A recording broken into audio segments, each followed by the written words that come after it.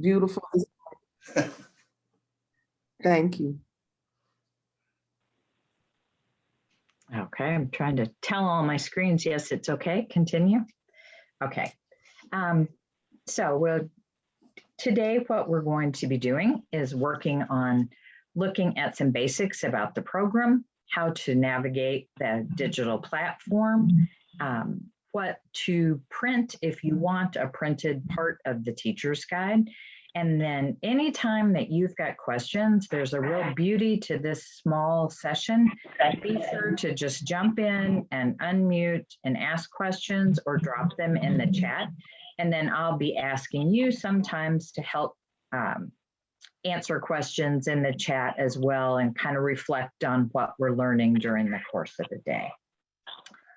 So if you guys could kind of let me know just a little bit about you now by going ahead and unmuting or dropping it into the chat. And it might be easiest if we do this in the chat first, I guess, because I've got couple of different questions.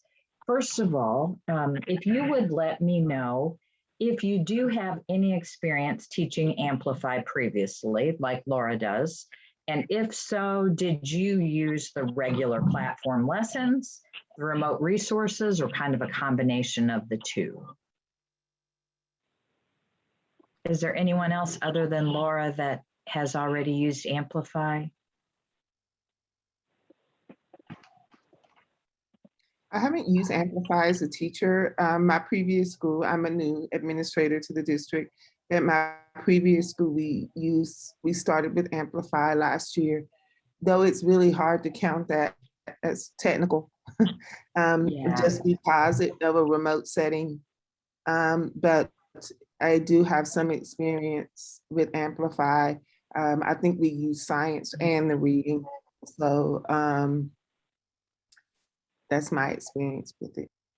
Okay. Yeah, thank you. And I see Anna said she had experience with Amplify during student teaching, grade K. Anna, was that last year when you were remote? 2019. So you got to see the actual program live with the platform. Okay, very good. And Laura did second grade. Did you do remote resources or did you use the regular platform, Laura? Did a combination of both. Okay, very good. All right, thanks. That's just helpful to know as we're going through. And again, any of you that do have experience, please feel free to add in comments and tips and things as we're moving through the day. Okay, and second question, if you are new to using Amplify, what aspects of using this science curriculum are you most excited or hopeful about? And if you previously have used Amplify, what parts of the program do you look forward to getting to teach this fall, hopefully face-to-face?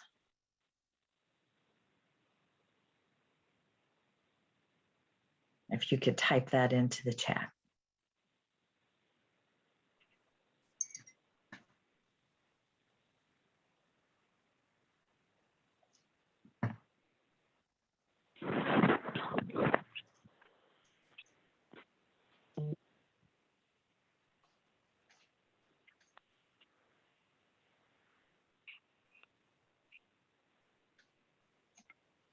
Okay.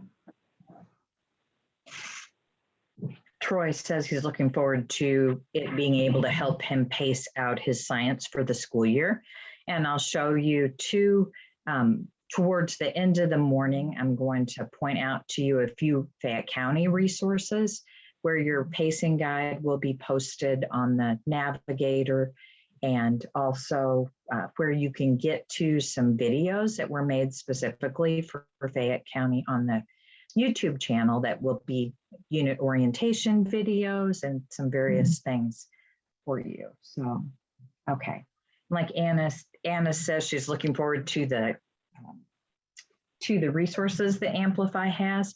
And I think as a former science teacher, that is what I think is one thing is so wonderful about Amplify is that if there's a unit phenomena and it's played out where there are certain resources and 5 books per unit that help provide the kids with the information they need to know at that point in the unit, but they don't tell them everything all at once.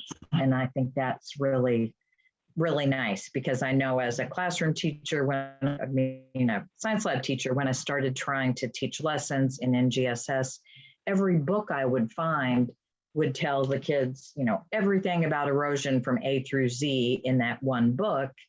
And if you wanted them to get to figure it out for themselves, it was kind of hard to figure out what parts of it you could use. Okay. All right, very good. And then one more question. If you have already used Amplify, or if you're getting ready to, are there any things about teaching a new science curriculum that you feel a little hesitant or concerned about?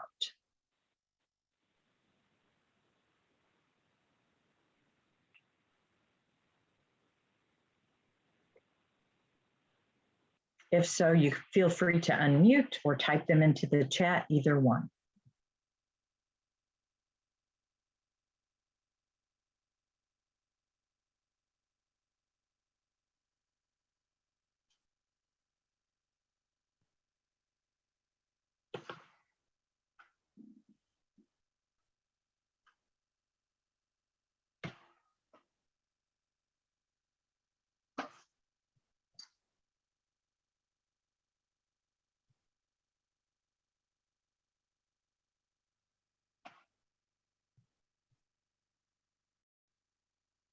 Okay.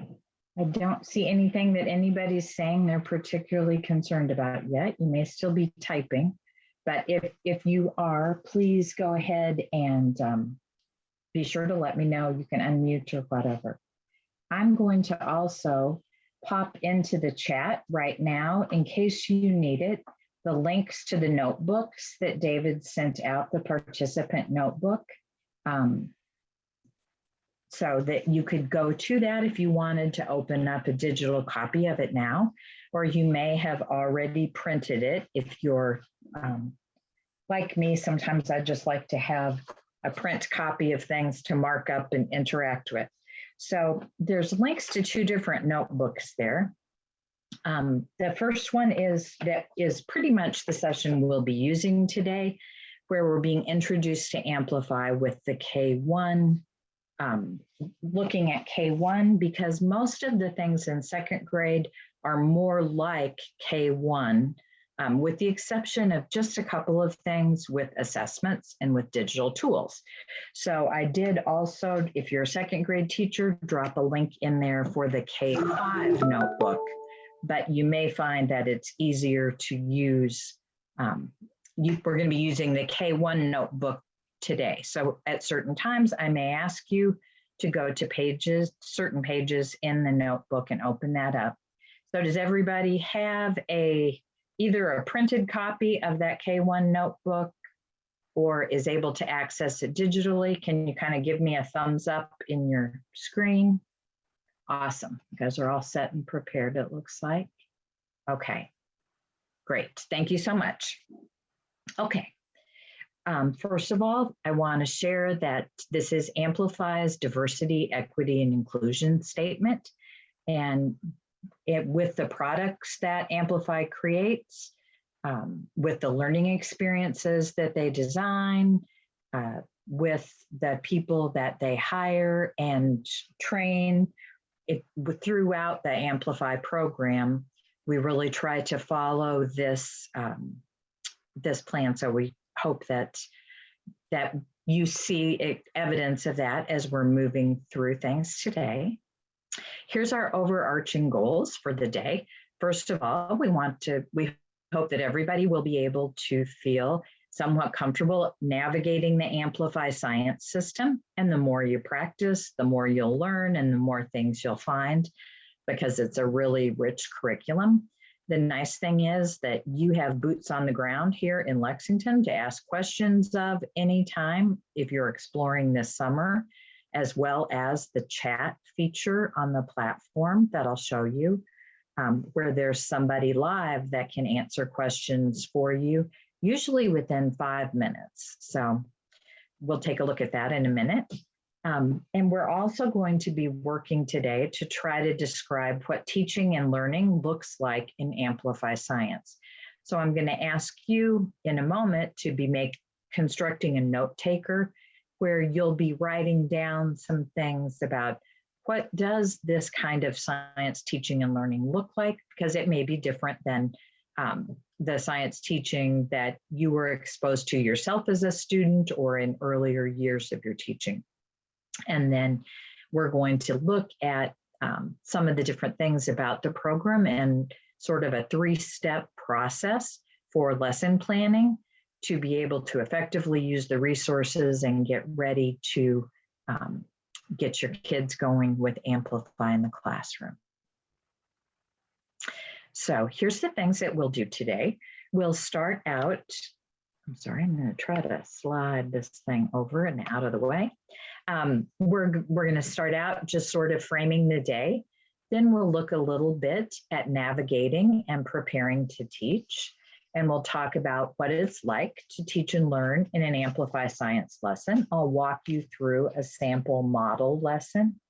And in today's workshop, because it's K2, we're using first grade as kind of our middle ground for this model lesson that we'll be using, but you'll have the opportunity as you're working today and looking at things to jump in and look at your own grade level's first unit.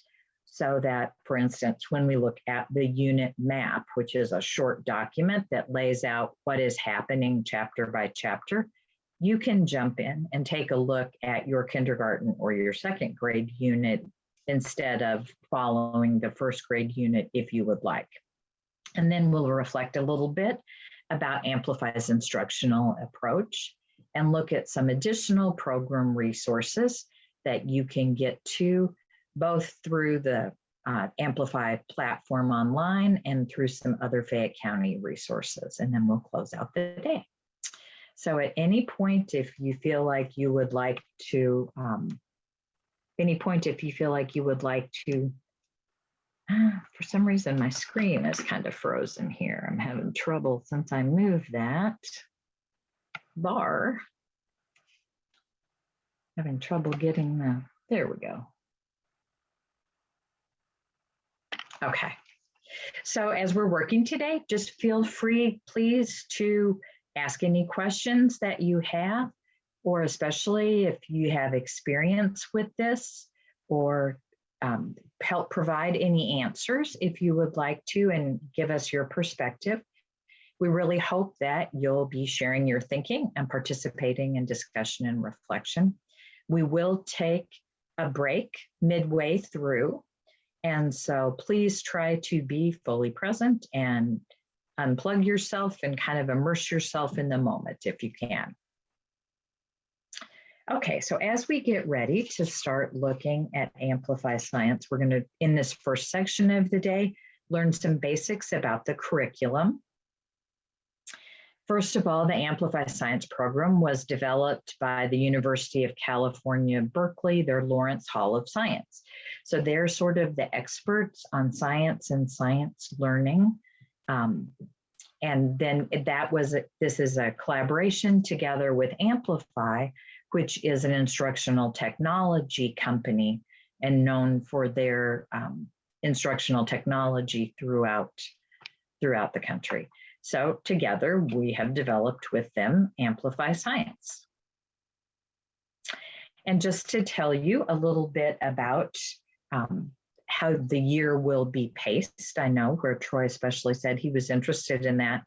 There are 22 lessons in each unit. So you see here, kindergarten has 3 units.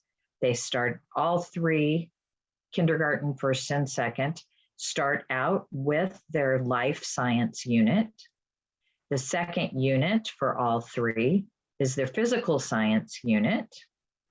And the third unit for all 3 is their earth science unit. And in grades K and 1, lessons are designed to be 45 minutes long. In grades 2 through 5, they're designed to be about 60 minutes long.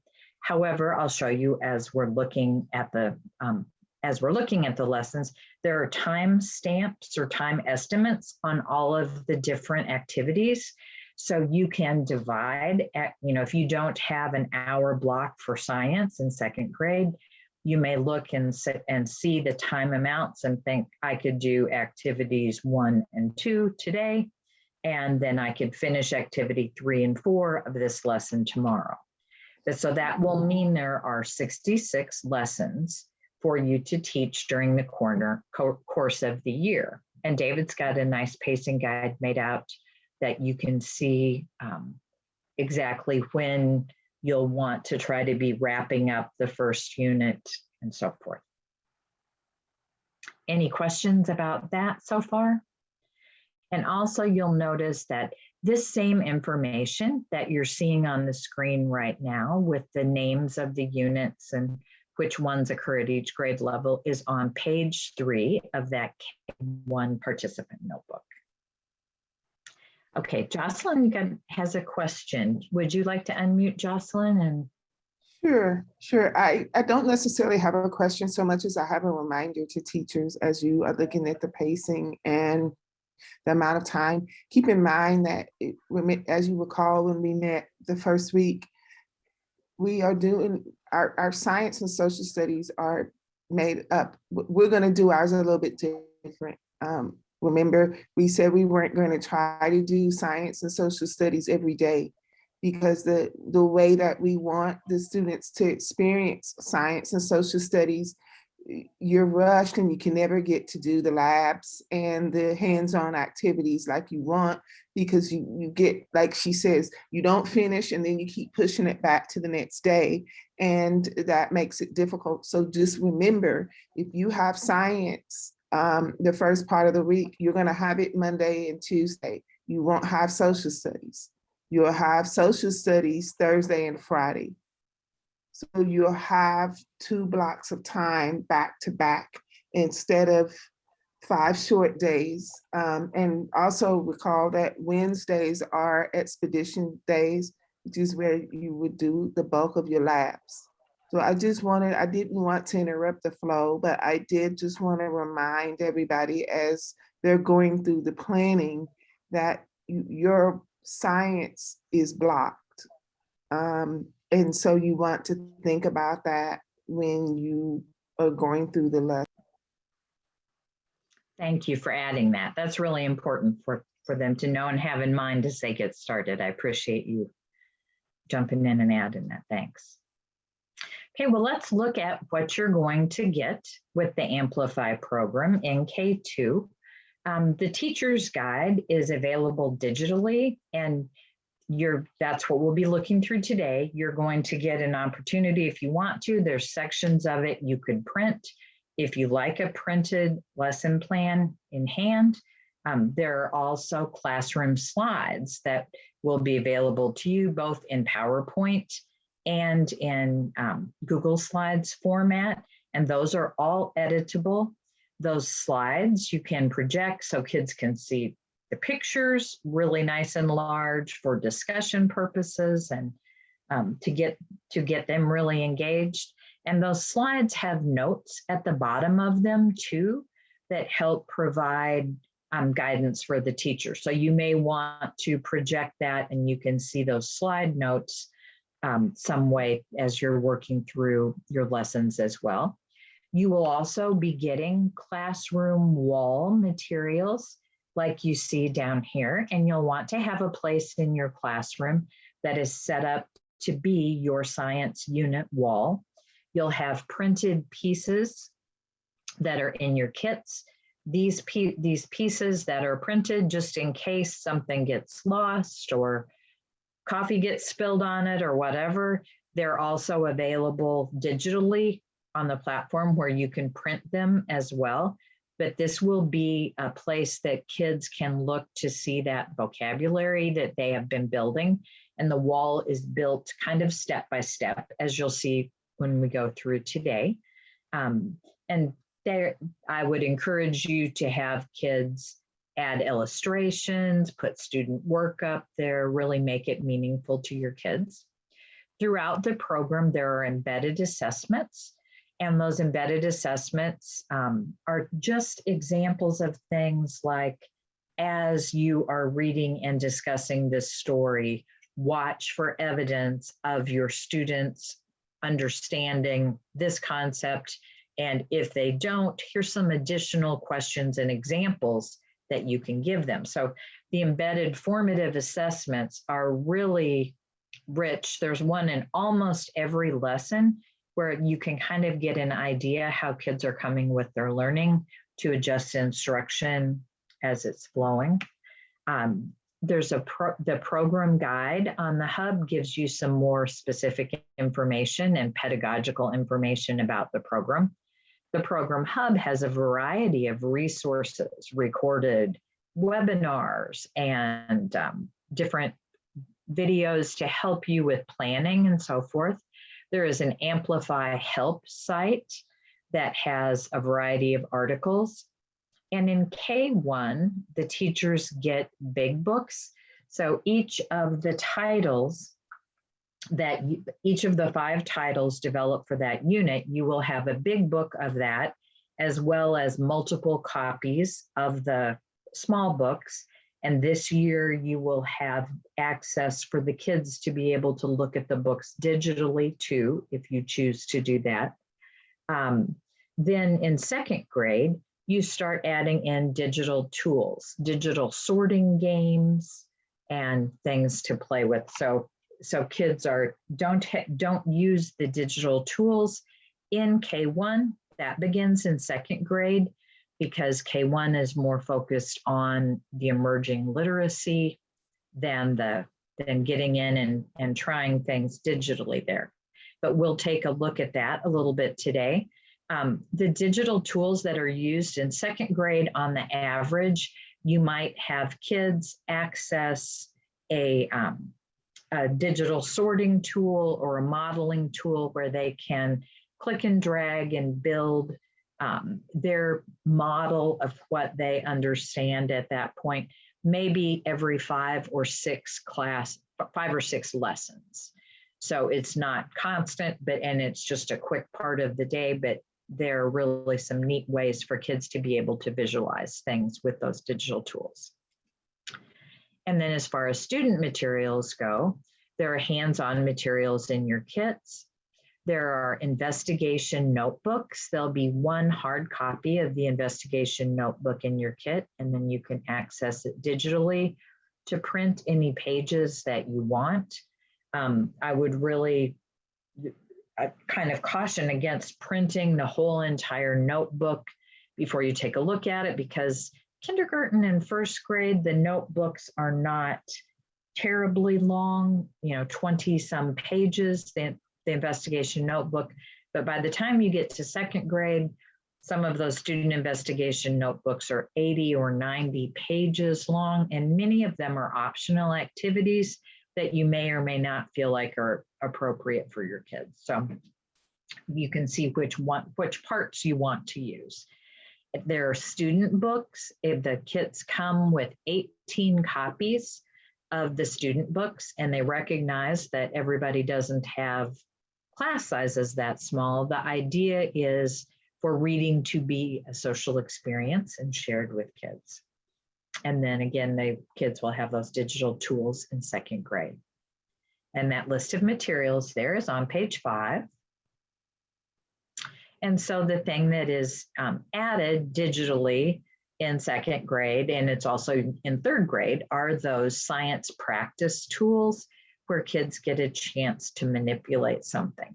Then beginning in 4th and 5th grade, kids actually have a simulation where they can control variables and collect data as they're working through. So does anybody have a question at this point that you would like to ask about materials or what you're going to get with the Amplify program? And I see David has a message in the, I missed Jocelyn's. Oh, there, I see David. I was reading what David said, the great comment, Jocelyn, and then all of the materials will be delivered to the warehouse as soon as the school's ready to receive them. You'll be getting them, and there will be a lot of boxes for each teacher. That's right. And be careful as you're unpacking things too. For example, kindergarten teachers, within a thin cardboard box, there are some other pieces of cardboard to develop a box for your pushes and pulls unit. Kids develop a little cardboard pinball machine to investigate directional motion and pushes and pulls. So just be careful if you see extra cardboard in that box. Kindergarten teachers, don't throw away the cardboard that's inside of it. It's perforated and has a specific purpose as you're getting to that unit. So any questions at this point? Okay. Well, if you would now, in your either your digital notebook or in your printed notebook, if you look at page 6, you've got a blank, empty space for creating a T-chart. And we're going to have that T-chart titled Teaching and Learning on the 2 different sides. And what we're going to be doing during the course of the day today is kind of pulling together everything we have learned to think about what is it like teaching with Amplify Science and what is it like learning with Amplify Science. So if you'd go ahead and create that T-chart, and then I'll give you just a second to see if you've learned anything so far that you want to add in there, or if you've had some experience already during student teaching or teaching last year with Amplify, please go ahead and add that into your chart. We'll take just a minute there.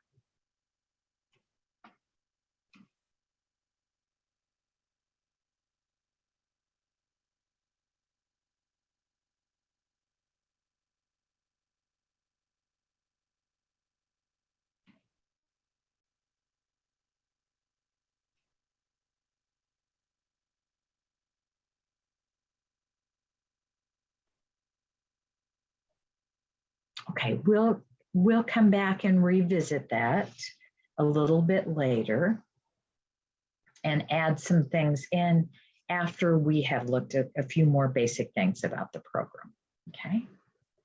Just wanted you to get that prepared and have it there as a note taker. So as we're going through this next bit of slides where we're going to be talking about some key aspects of the Amplify program, feel free to jot down any notes that you have in there, and then we'll share them together in a little bit.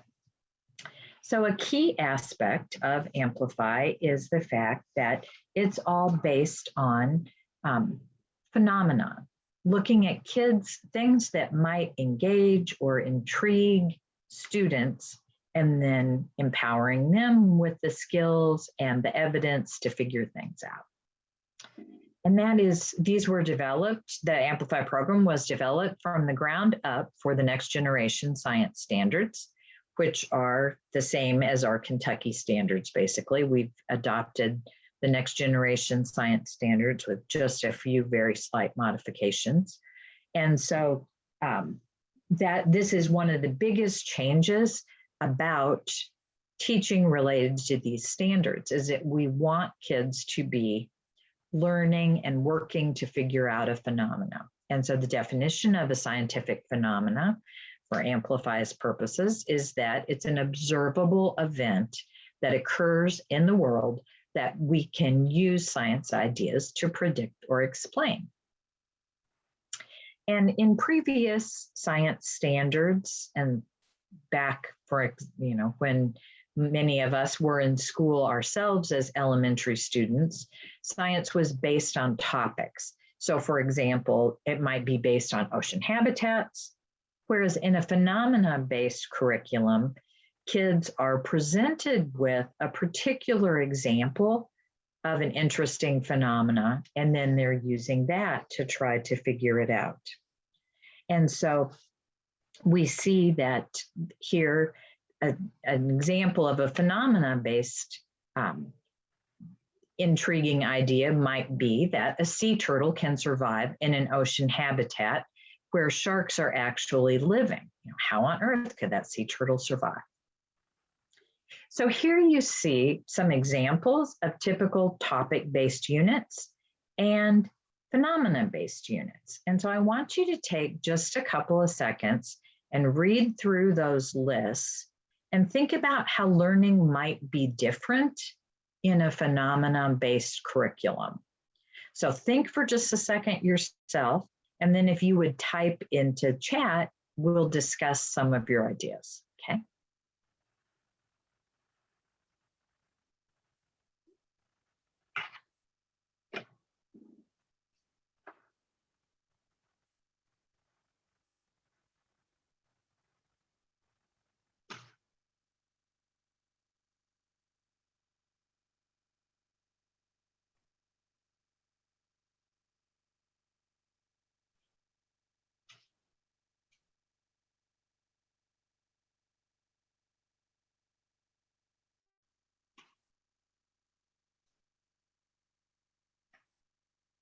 After you've thought for a second, just type into the chat, how might a phenomena-based curriculum be different than one based on a topic?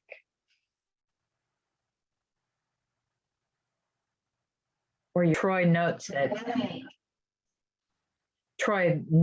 that in a phenomena-based curriculum, it seems to be they're looking at a specific example of something that's more real world. So it might be more engaging perhaps, or something that allows them to see connections, okay? And Jocelyn says it looks like it's centered around questions and uncovering ideas, exactly. Okay, so by having those engaging ideas that kids can really relate to and to connect with, you actually may end up helping kids see connections between topics more easily, and also helping them understand how things work. So more science content may actually end up sticking and making sense with kids when they get the opportunity to figure it out for themselves. So that is this big shift that's in science instruction.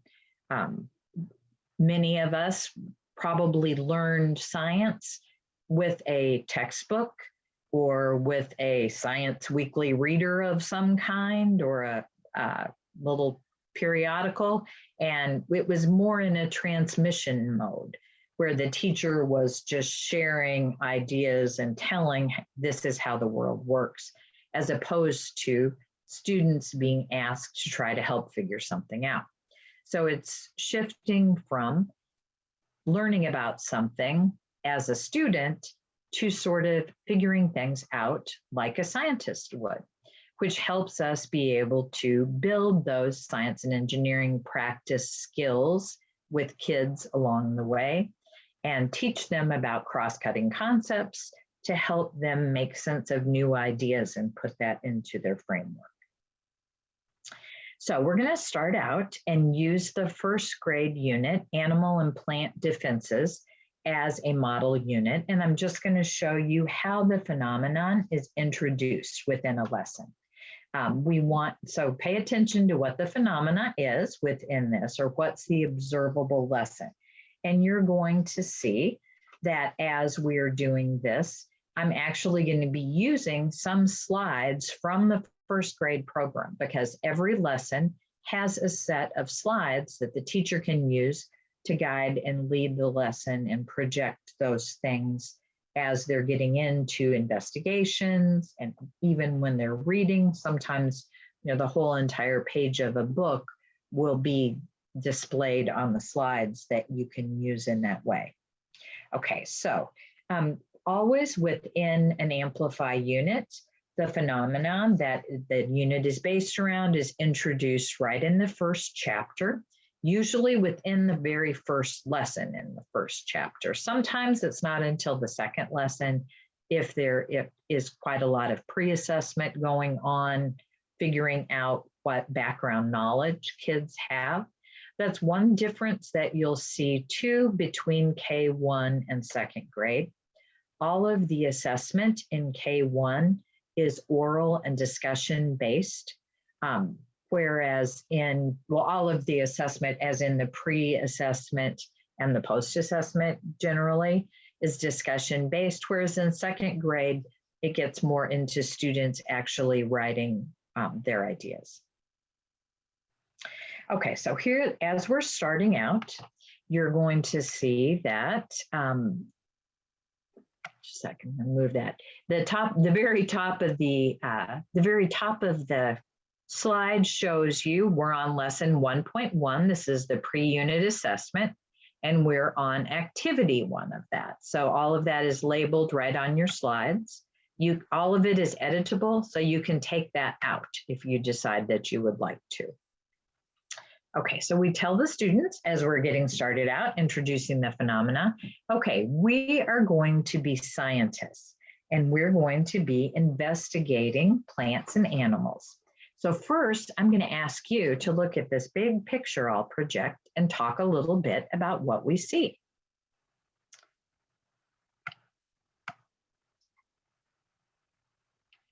Gosh, sometimes after I move that bar around there, I think I can probably get rid of that. Hide floating. There we go. Okay, sorry about that. All right, so you project this big picture and you ask the students, what do you see? And what do you think this place is? So kids might start out, and say, well, gosh, it looks like there's people who are sitting close to us, and the people are looking at a whole bunch of fish. And so then at this point, you might go ahead and ask kids, what do you see in the picture? What are you wondering about? There we go. So we'd ask them, what do you already know about aquariums? And kids might say things that, it's a place where you can go to see things underwater, or they might not know anything yet about aquariums. So you'll be showing them a lot of things about aquariums and how they're a neat opportunity to learn about plants and animals that live underwater that we might not see otherwise. But at this point, you're uncovering background knowledge. I want to back up just 1 second and point out something to you. You notice that there's some color coding on these slides, okay? Like this question is in orange, and you see a little icon that will help clue your students in to what's expected of them during this part of the time. And you'll see those change some as we go on through the slides. So then after you've collected ideas from the students about what they know about aquariums or what they think they're noticing in those pictures, then you tell them that, well, scientists do a lot of asking questions, and we're going to work like scientists in this unit. So these scientists are probably going to be asking questions about the animals and plants that they see in an aquarium. So what are some questions that you might have at this point? And so the kids get an opportunity to answer questions about the animals and plants that live in the aquarium and ask questions. So here you see how the activity is going to proceed. Sometimes kids will be much more comfortable asking questions to the group or sharing ideas with the group, as you know, when they've had a chance to talk about it and run those ideas by a peer. So you see that this is telling them it's okay to share your ideas with a partner right now, and then move to asking questions and raising your hand to share those questions that you've come up with. So kids get the opportunity to discuss their ideas before they're voicing them. And lots of times that helps them really be able to go, what kinds of questions do you think your kids might have about this picture or about the aquariums. Would anybody like to unvoice and share? Maybe what type of fishes those are. Okay. What kind of fish those are?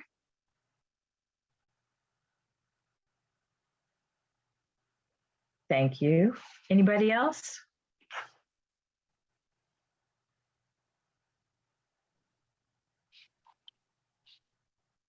Maybe what the fish eat, or is there anything in the tank that might eat the fish? You know, why are they all swimming the same way? Why are they all bunched up together like that? You know, there are all kinds of different possibilities that they could come up with.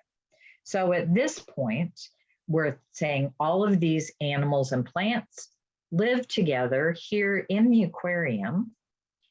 So what we're going to be wondering about in this unit is, how do animals and plants survive? And so right on the slide that you've got, it will show you that unit question. And you're going to take that question then and post it to your science wall. So this is keying you in that now is when you're going to take that unit question piece and put it up on the science wall. And this is just showing you an example of sort of a virtual classroom wall, since we're not together. If we were together in a classroom, I'd be building the wall as we go through this lesson today. But you're going to have header cards that say key concepts and vocabulary, and then your questions will line up down along this left-hand side. So you're going to have a physical wall space where kids will have the key concepts and the vocabulary that you're developing to help them practice being fluent in using it. And you notice that at the very beginning of the unit, that vocabulary is not posted ahead of time, because we know that kids are more likely to learn vocabulary in the context of activities and discussions and reading than they are to learn all that vocabulary ahead of time. So you post each word as you are learning it within the lesson.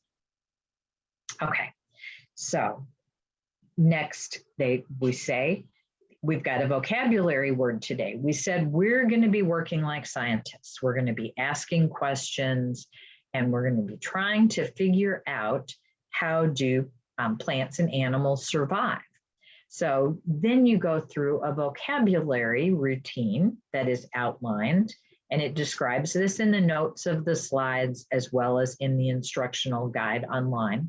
But you tell them we're going to be learning about like scientists. And a scientist is somebody who investigates and figures out things about the natural world. And so they go through a vocabulary routine that's proven to help kids learn to read new words, where if this first exposure with the word, the teacher says, okay, I'm going to say the word, and then you repeat it after me. So I say scientist, and then you say scientist. Then after that, you say, okay, now I'm going to say, you say the word together with me, scientist. And then you say, now, would you whisper it after me? I'll say it out loud, and you whisper scientist. You can whisper it to a partner. You can have them, whisper it to Thumpkin. They can do whatever. But you have them, first of all, I say it, you say it, we say it together, and then you can have them whisper it. Well, after a period of time, introducing words, you might have them sing the word scientist or tap the word scientist as they're saying it. So you can add different things into the vocabulary routine, but they say it together with you, and then they say it independently to a partner and so forth before you add that vocabulary word up onto the classroom wall. And then I would have kids draw a little picture of, what do you think a scientist looks like? And do you have any ideas about what a scientist does? And they could even post those around the vocabulary there on the wall. So then at this point, we learn that The chapter 1 question is, how does Spruce the sea turtle do what she needs to do to survive? That will be posted up there in just a little bit after we finish going through the phenomena. So here we tell them, in this particular lesson, we're going to be learning about a particular animal named Spruce. And Spruce is a sea turtle that lives at the aquarium. So at this point, you might ask kids to tell you anything that they know about sea turtles or any ideas that they have there. Well, here's what the interesting thing that's going on with Spruce. Spruce was actually injured, and then she was rehabilitated back in the aquarium, and soon she's healthy enough that they're going to let Spruce go back into the ocean. So there won't be somebody providing Spruce with the food and the things she needs. And the kids who visit the aquarium are kind of worried that Spruce might not survive in the ocean. So the director of the aquarium needs our help to try to be able to figure out how he can explain to Spruce, to the kids in the at the aquarium, how Spruce is going to survive or stay alive once she gets put back into the ocean. Okay, so just to sort of recap, this is the phenomena that's introduced in the first lesson of the first grade's first life science unit, that there's a big aquarium with all these plants and animals. And in the aquarium, there's a specific animal, Spruce, the sea turtle. And Spruce has been rehabilitated and is going to get popped back out into the ocean. And so we're wondering, how on earth is Spruce going to be able to defend herself and survive out there in the ocean? So you can see that the anchoring phenomena in Amplify units are generally something pretty complex.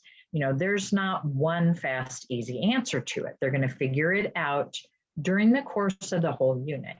And this will drive learning throughout the unit, where kids are going to be, it's a specific observable event, but to answer that, they're probably going to have to break that problem down into several separate questions. And they tried to make the anchoring phenomena be something that is really relatable at a student's developmental level. So if you would, return to your teaching and learning chart that you created on page 6 of the digital or your printed document, and write down, just for a second, 2 or 3 comments that you can think of about how is what's teaching and learning like in Amplify Science. And then just a second, I'll ask a few of you to unmute and share some things.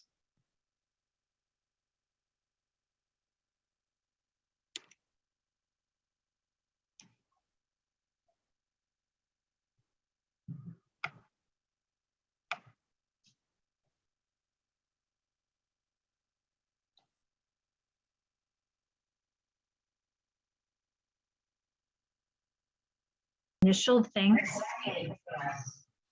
Any initial things that you would like to share with me? What do you think what is it going to be like to be teaching with Amplify Science? Or you can start with something in the learning category too. I feel like as a teacher, you're like opening the floor for the students to discuss things. You show them a picture, and if you teach like 2 different classes, it might be 2 different conversations that you have with the kids, depending on what they respond to you with.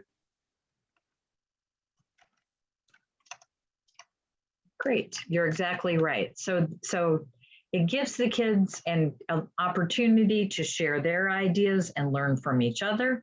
And then also those opening prompts and thinking about the phenomena-based instruction, that's going to give you an idea a great opportunity for formative assessment to see where kids are starting out at that point. Okay, what else would you like to add? For the learning, I put higher order thinking questions. Okay. It's a lot of collaboration, student engagement. This was on the learning, right? Yes. Okay. Very good.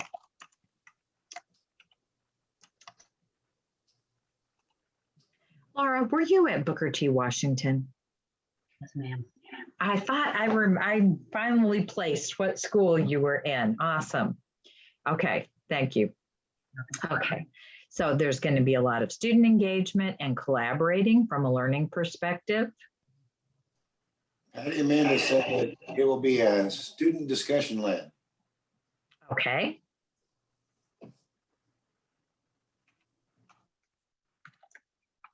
And for the teaching, I put student centered because it's all student centered, less the teacher, more the students. Okay, very good. So student discussion centered. And the teacher is sort of working as a facilitator in a way, where you're presenting kids with the phenomena, and then kids are going to be the ones who are actually digging in, discussing, trying things.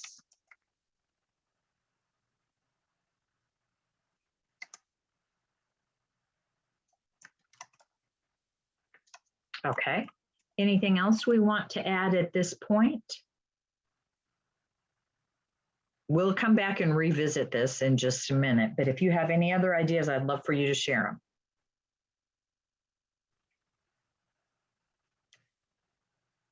them. Okay. All right, so keep that out and keep going, and we'll be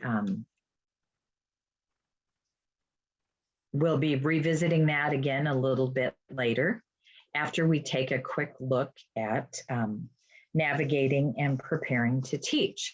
So during this part of the day, I'm going to be modeling some things about how to navigate within the program, and then you'll be jumping in and trying it yourself.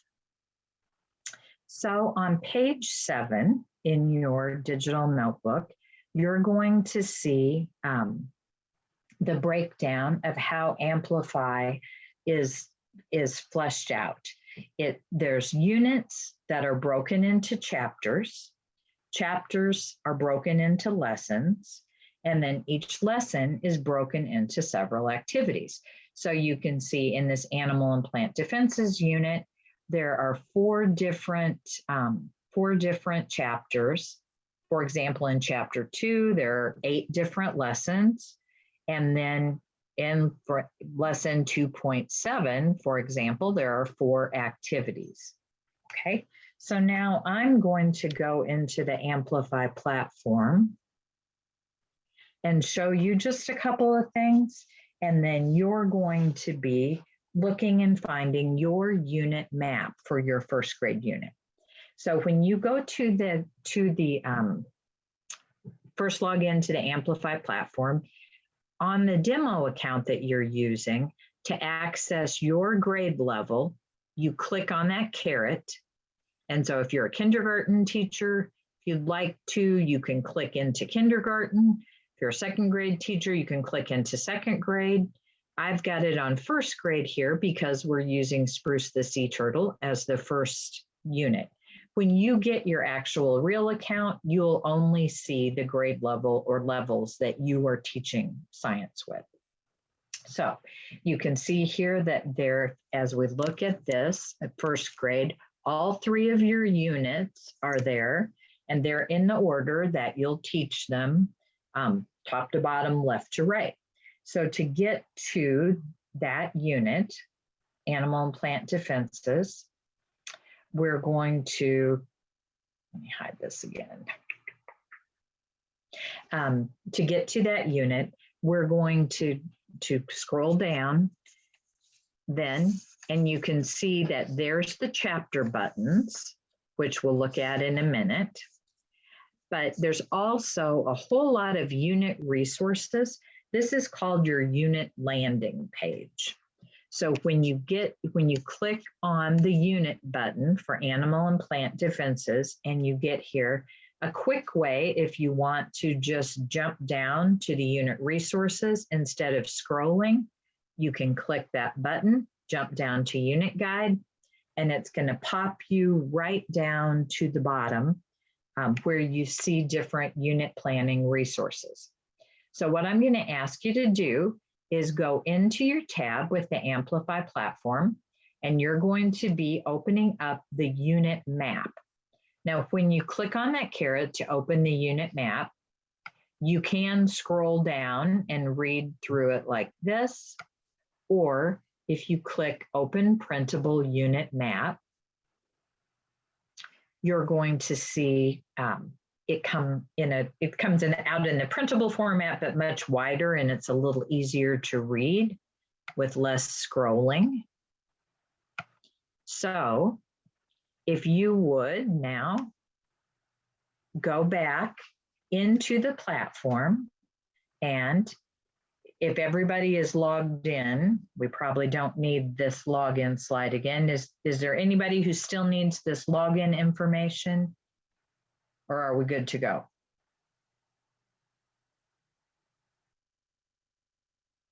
Okay. So here's what you're going to be doing. Once you get into the Amplify platform, click that little caret to select your grade level, and then go ahead and select your first unit in that top left-hand corner. When you click that, you'll be on the unit landing page. So what I would like you to do is then just click that jump down to unit guide and open up the unit map, and we'll take about 3 or 4 minutes for you to read through your first unit's unit map. And then at the end of that time, we'll stop and share how that unit map might be useful as a very first resource to orient you to what happens throughout the unit.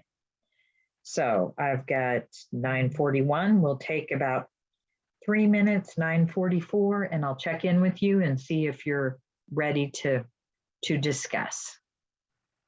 And if you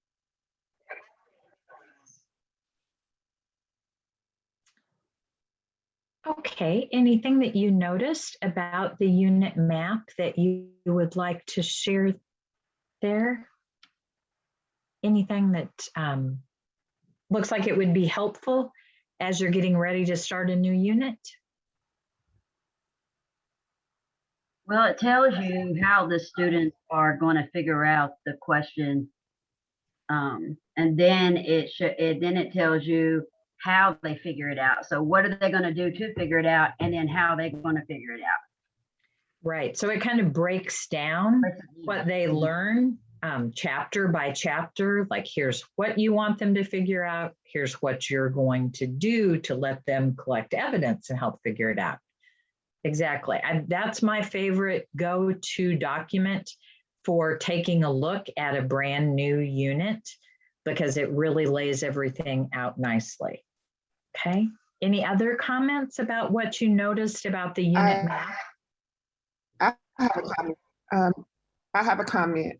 I think one of the things, being a culturally centered school, one of the things I would really want to take a look at going into the unit is the eliciting and leveraging the students' prior knowledge, personal experience, and cultural backgrounds, because that's part of the centeredness of our school. That's one of its purposes. And so as a teacher, I think that would be the piece that I would also be looking at, just to generate some ideas of how to make the lessons more culturally relevant. Thank you. And there is at several different places, like there's a document here called the progress build that even talks about, in the beginning of the unit, what kids may know as a student, what research shows kids may know, what research shows they may not have had experiences with or may have had. And then there are certain questions embedded within the lesson to help elicit kids' experiences all the time. So I think you'll see evidence of that, trying to explore kids' ideas, to be able to build on them and leverage the strengths that they've got lots of different places within these lessons. Thank you, Jocelyn. Okay, let me talk just a little bit more here about navigating as we are going through this. Gosh, I keep having, every time I switch back to this, I keep having to get rid of that floating bar. Sorry about that. Okay, so here we are, and we're on this unit landing page for the unit that we're on. And then we can see, looking down through here, that how many chapters there are. Each of these are chapter buttons. And so if I want to go to the first lesson, I'm going to click on the first chapter, and that takes you to the chapter landing page. And the chapter landing page has these lesson buttons. So we see that the first chapter has 5 lessons, and there's down at the bottom a little chapter overview that you can click and open to read. That's just a paragraph or 2 long. Okay. So now let's say that I want to go in and see about my first lesson. I'm going to click on lesson 1. Okay. And then where I am right now is what is called the lesson brief. And you can see over here, because that little purple indicator bar is showing you that you are on the lesson brief. And the lesson brief starts out, and it has these sections. It has an overview of what is in this particular lesson.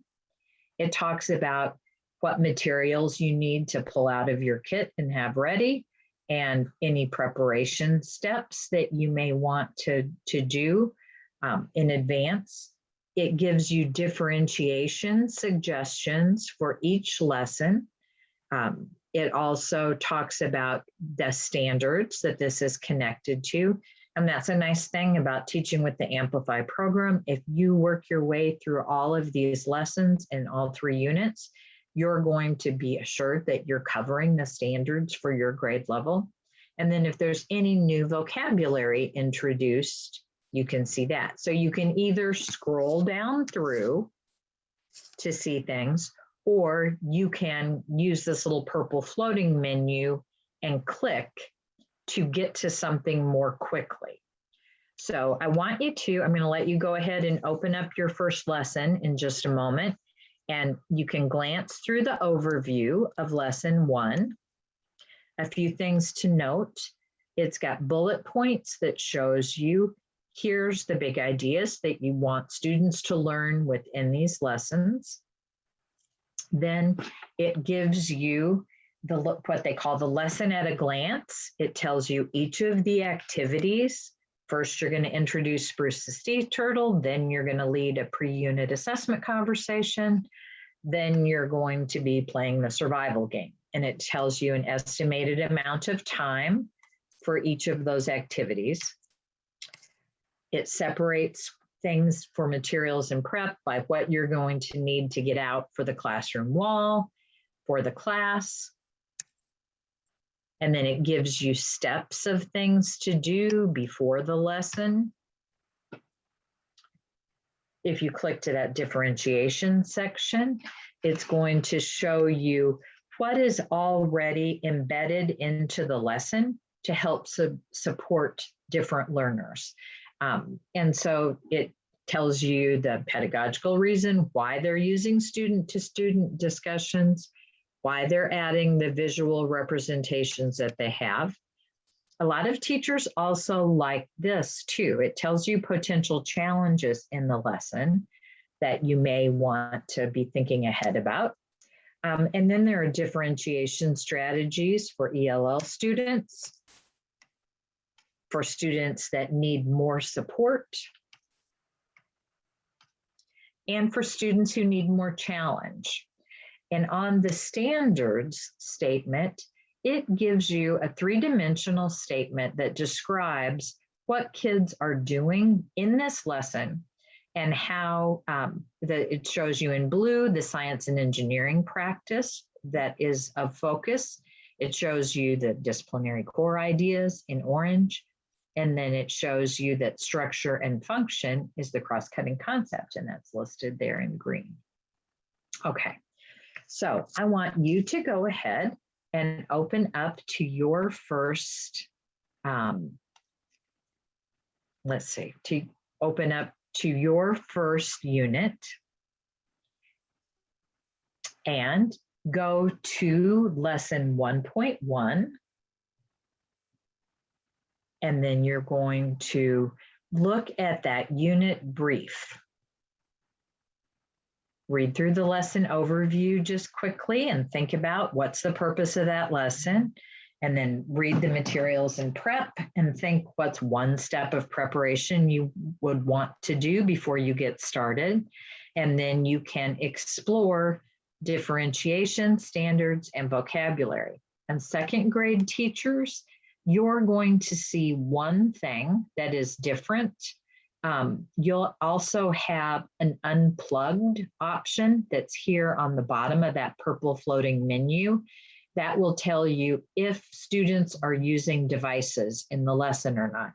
Since there are not digital tools for K and 1, you won't see that unplugged section. So if you would, let's take just 4 or 5 minutes to go through and take a look at the lesson brief for your very first lesson in whatever grade level you'll be teaching. And then when you're done reading and you've had enough time to glance through that lesson brief, would you type one thing that you noticed into the chat? And that's how I'll know that you're ready to go on to the second step. At this point, we're just reading that center column with the overview, materials and prep, differentiation, so forth. Okay, does anybody have any questions about what you're going to do for the next 3-4 minutes?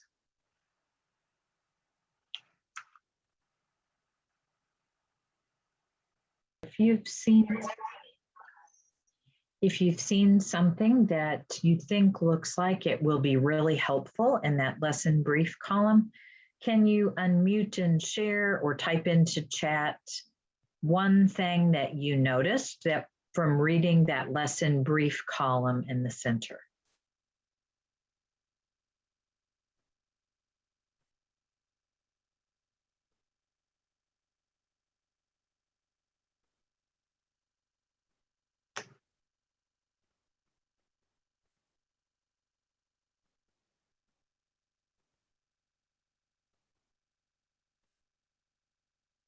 Okay, good. Troy said he notices that this is going to give kids the opportunity to use their imaginations. I think that's definitely true. Okay. I think there are a lot of nice things in that lesson brief section where, for example, you can see exactly what materials to pull out. You can think ahead about what may be tricky for your students with this lesson and ways that you might possibly want to differentiate it. And there's those differentiation suggestions there for every single lesson throughout the program.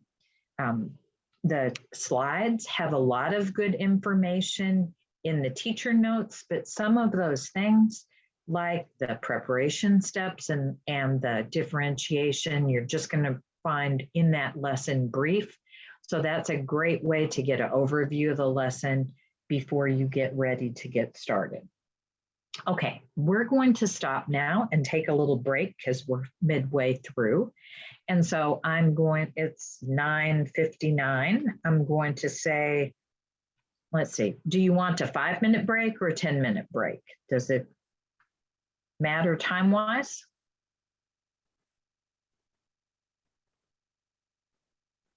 I'm trying to look and see if I see, do you want 5 or would it be helpful to have 10? Can you show me in your camera? 5, okay. All right, let's go ahead then and we'll just take a 5-minute break. So we'll meet back at 10:05 and continue on here looking at the slides.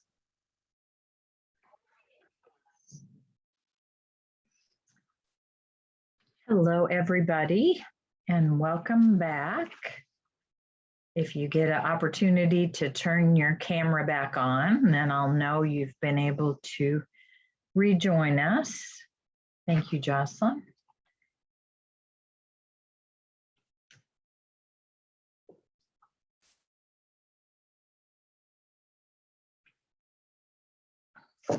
Okay, awesome.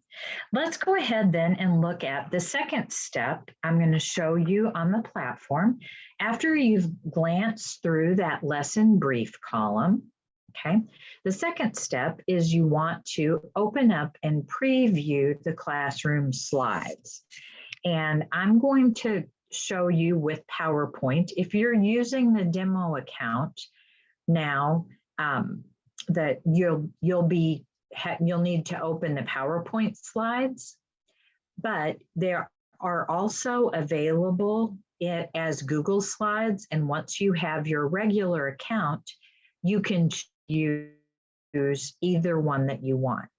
In both versions, they are going to be completely editable. It's really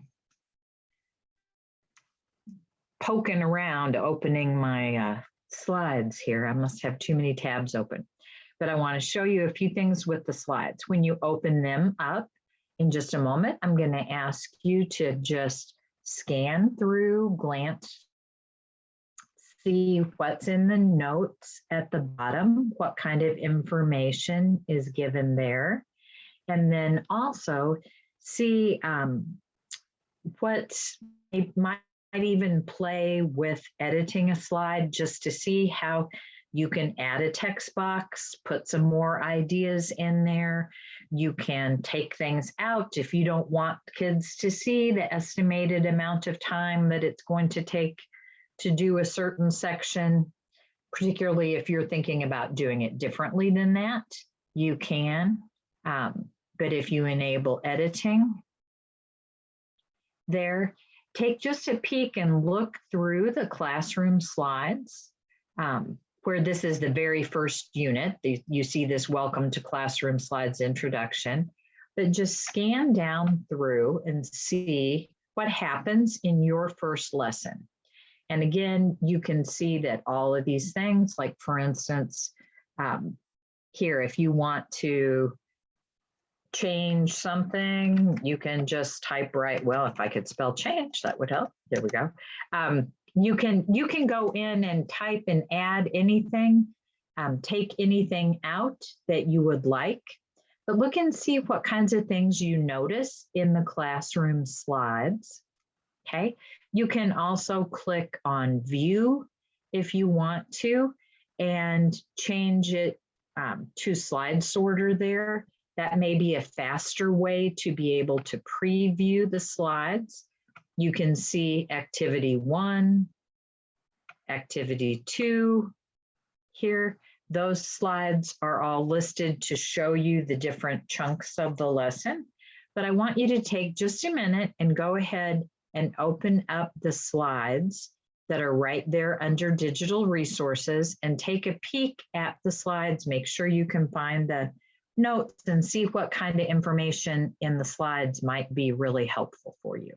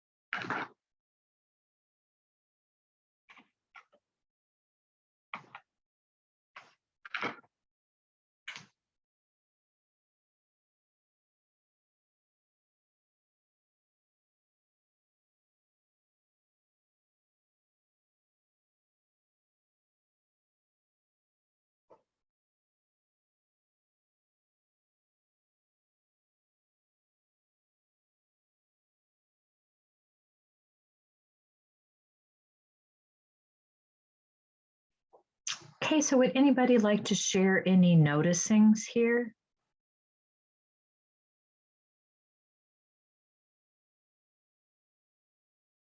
Anything you see that looks like it will be helpful, or any features that will help support you? Laura, did you use the slides before? You did, didn't you, when you were Yes, using? Okay. Did you feel like that was a helpful way to lead through the lesson? yes, I did. And I left the notes at the bottom as well.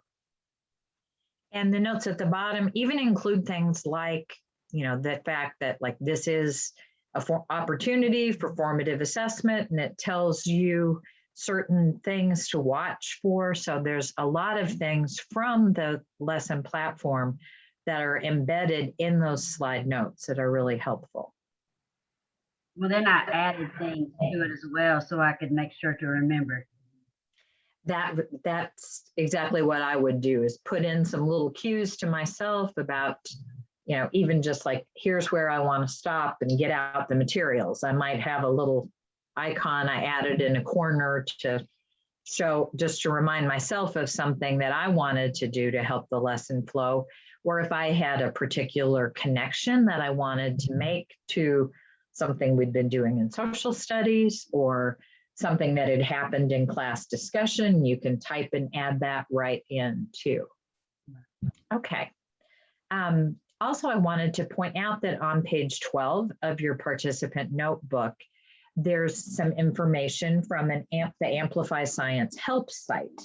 The Amplify Science Help site has all kinds of different articles, and there are tips on how to use the classroom slides there.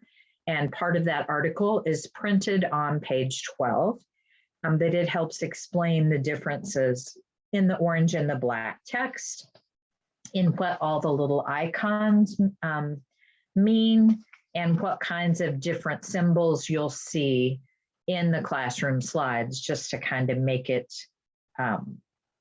you know, more helpful, I think. And then also there's, their classroom slides are just a great way to glance through and get a visual summary of a lesson. And so it's a great step after you've looked at that lesson brief to use as you're getting ready to go on. Okay, now the third step of what you're going to want to do to feel like you're really prepared for teaching the lesson is you're going to want to go ahead and look at what's happening within these boxes. This is called the instructional guide. And this shows you there are 3 activities that occur in this particular lesson. So when you click on this, you'll see the little purple bar moves over to being underneath activity 1. There's a short summary of the lesson, of this activity, I mean, what happens here, that the teacher's going to introduce the student role as aquarium scientists. That's what happens in the first activity. And right now you can see that you are on the instructional guide because it's darkened in purple. And first, here's the part that's like your digital teacher's guide. There's step-by-step directions here that even have questions specifically scripted if you want to use them. And they show you sometimes sample responses students might have. And these same sorts of things are in the slide notes too. But when the Amplify program was first developed, there were just these few projections, and there are some teachers who still like to use just those projections.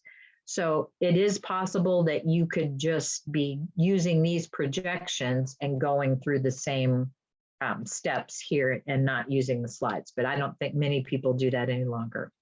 So the step-by-step directions are one thing that's in the instructional guide. And then the teacher support tab gives you some different rationale for why they're doing certain things that they're doing, or it gives you information about possible preconceptions kids might have. Each different activity, you'll see different types of things under teacher support. There is also a tab that's called My Notes, which is a blank space for being able to type yourself a note if you are keeping digital notes on how you want to implement the lesson. So then to get back to your step-by-step directions, you just click back there. One other thing I want to show you here is that up at the top of the page, you have a breadcrumb trail that helps you always understand exactly where you are. You're in the Animal and Plant Defenses Unit, Chapter 1 on Lesson 1.1. And this is also a quick and easy way to get back to the main unit page if you wanted to look at something. Now I'm going to show you too, once I go into that lesson 1.1, you can navigate to other lessons a couple different ways. You can go back to chapter 1 and then click on a different lesson button using the breadcrumbs. Or to go to the next lesson in order, you can click on that little arrow and that pops you right into lesson 1.2.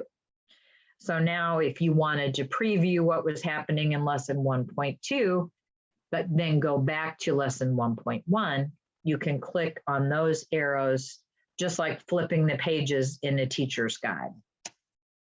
Okay, so if you would, I want you to take just a minute and go into the instructional guide and take a look at what's there. We first of all started out looking at the lesson brief, then we glanced at the classroom slides, and now I want you to just try going in and selecting one of those activity buttons and explore what's in the activity buttons there.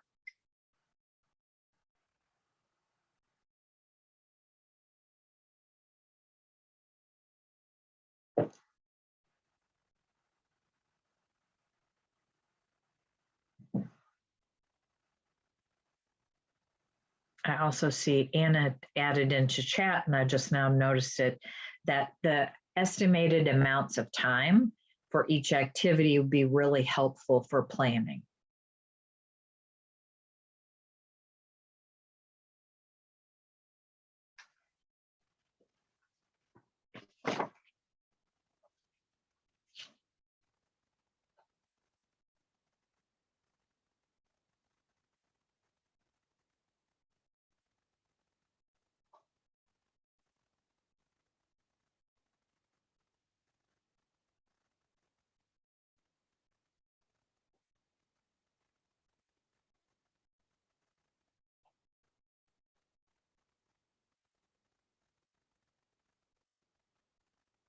Sometimes as you see things in those step-by-step directions, that may even give you an idea for something that you want to add into the classroom slides.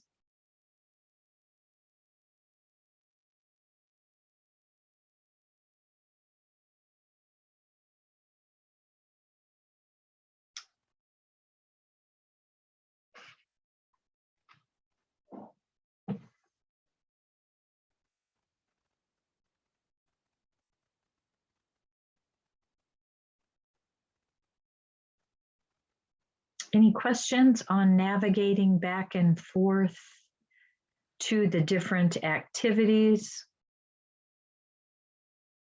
as you're working there?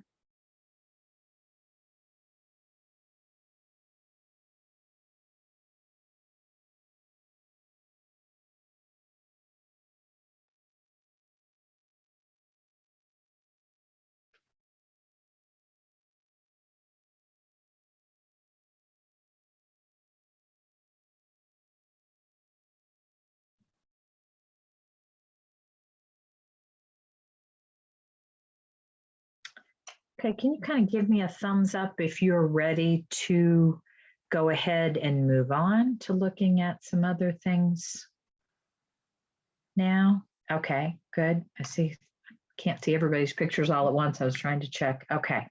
All right. And again, if there's anything you want me to revisit, just be sure to let me know. Okay. Those steps for each activity that you see in those step-by-step directions are also listed in the suggested teacher talk and in the teacher notes there on the classroom slides.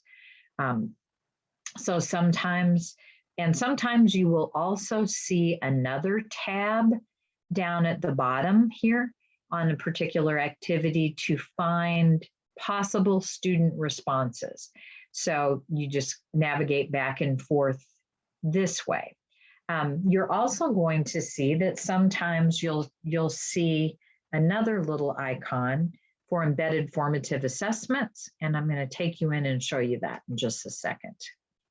So to review kind of what Amplify recommends is glance through that lesson brief, particularly for the materials and prep steps and for the differentiation suggestions.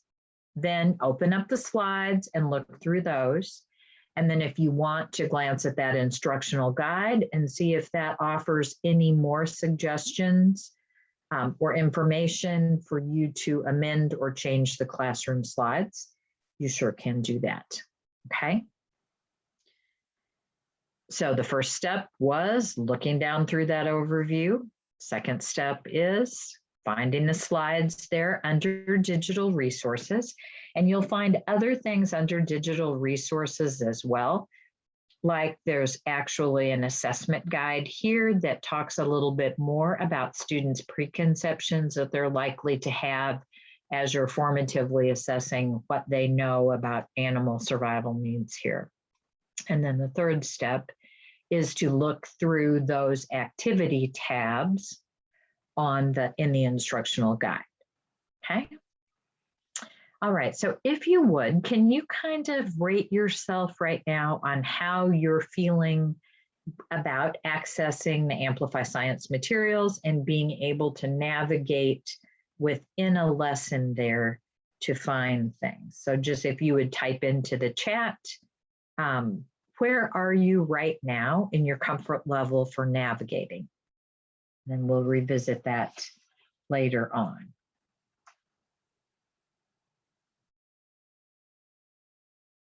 Okay.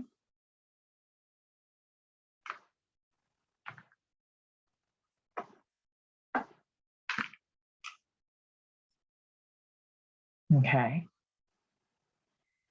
And I think as we continue on through the day-to-day and you get a chance to keep practicing, it's nice that you're having this training early in the summer because that will give you a chance to play around with things a little more and know what questions you have. It's also nice because you've got Laura in your building with Amplify experience, and Anna navigated some during her student teaching, I would bet. So, okay. Alrighty, thank you. So we'll also talk, I was going to say too, do you have any questions at this point at all? Anything that you're wondering? So what we looked at was sort of a 3-step method for planning for a lesson. And a little later in the morning, we'll take a look at actually looking at some unit resources that may be helpful to you. But any questions at this point? Okay, well, be sure to ask as we're moving through. Okay, so now this next section of the day, I'm going to walk through pretty quickly. It's just showing what teaching and learning is like in an Amplify Science lesson. And so it's going through a model lesson to let you understand the components of how a lesson works. Okay, so to prepare for this model lesson, you might want to open up a digital student book, Tortoise Parts, which is accessed through the Student Apps page, because you're going to be kind of experiencing instruction as a student. So I'm going to come back out and show you how you can get to the digital books. Okay, So any place you are on the Amplify platform, you're going to see these three little lines in the top. That's a global navigation icon. And that global navigation icon will take you to, when you click that, it will open a new digital drawer. So when you click that, it's going to open a drawer, and then you're going to scroll all the way down to the bottom and find the, whoops, I went too far. I'm sorry. We're not going to the Program Hub now. You're going to scroll down in that digital drawer and find these little boxes, the elementary student apps.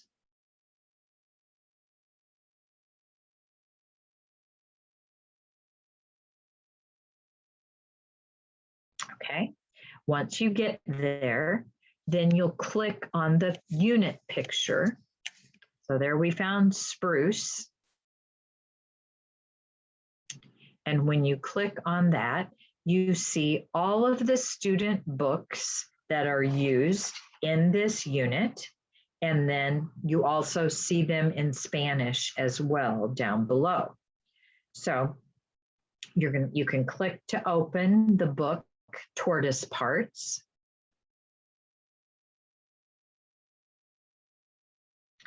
And then you're going to get that out of the way.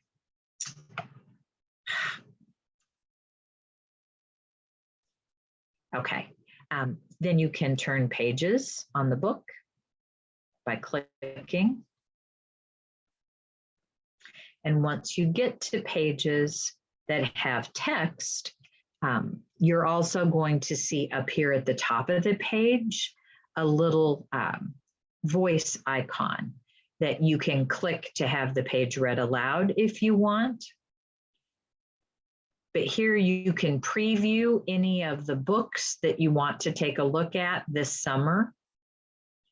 Okay, so I want to just kind of review what the steps were there. To get to that student apps page, we clicked on that global navigation icon, and then we scrolled down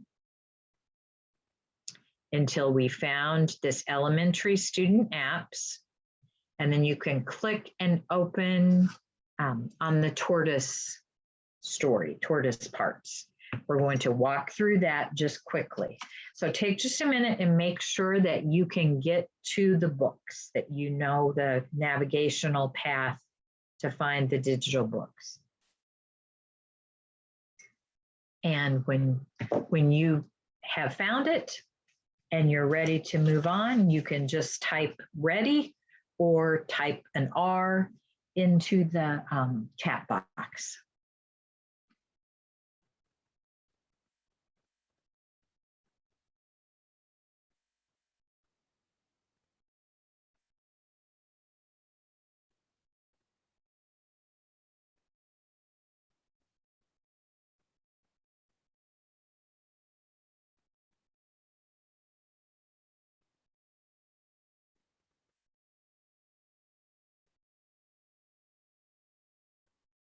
Okay, thank you, Anna and Troy. I know I've found the books.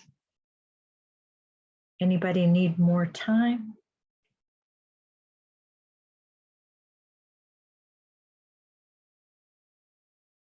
Laura's ready. Thank you. I see her thumbs up. Okay. All right.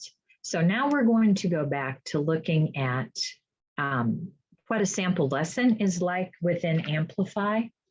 And so I'm going to take you through, and you might want to be thinking about some insights about what it's like to be teaching with Amplify or learning with Amplify as we go through. Okay, so I'm going to be using some of the exact slides that you saw when you were looking. So here we're going to start out with activity 1, where we can see we're going to be reading a story here, and we're going to be taking a look at tortoise parts. So I'm going to just play the part of the teacher and kind of walk you through here quickly so we review with students, because this is lesson 1.2, the second lesson. Okay, so we have been working as aquarium scientists. And we've played a little game to figure out what animals and plants need to survive.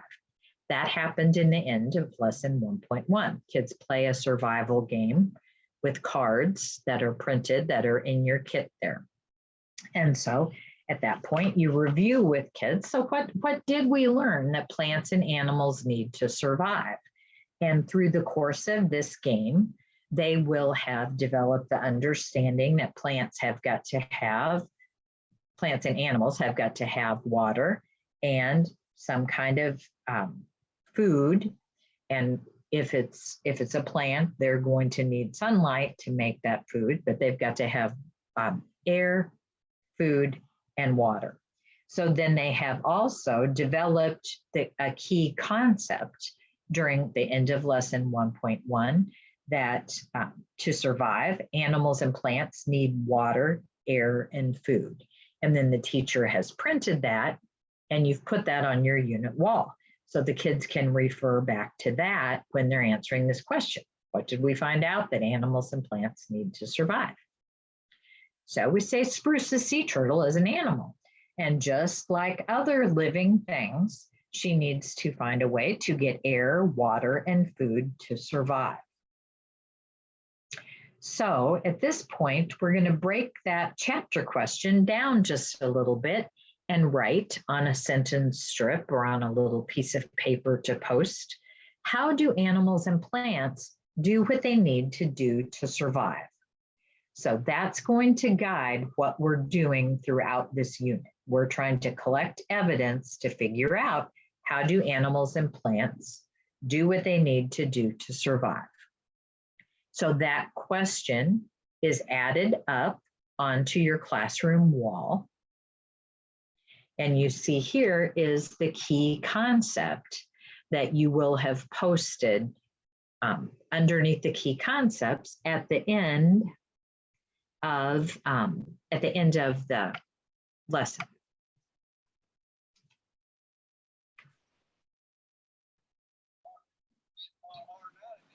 Okay, so next you share with them that today, when we're reading, we're going to read a book about one kind of an animal called a tortoise.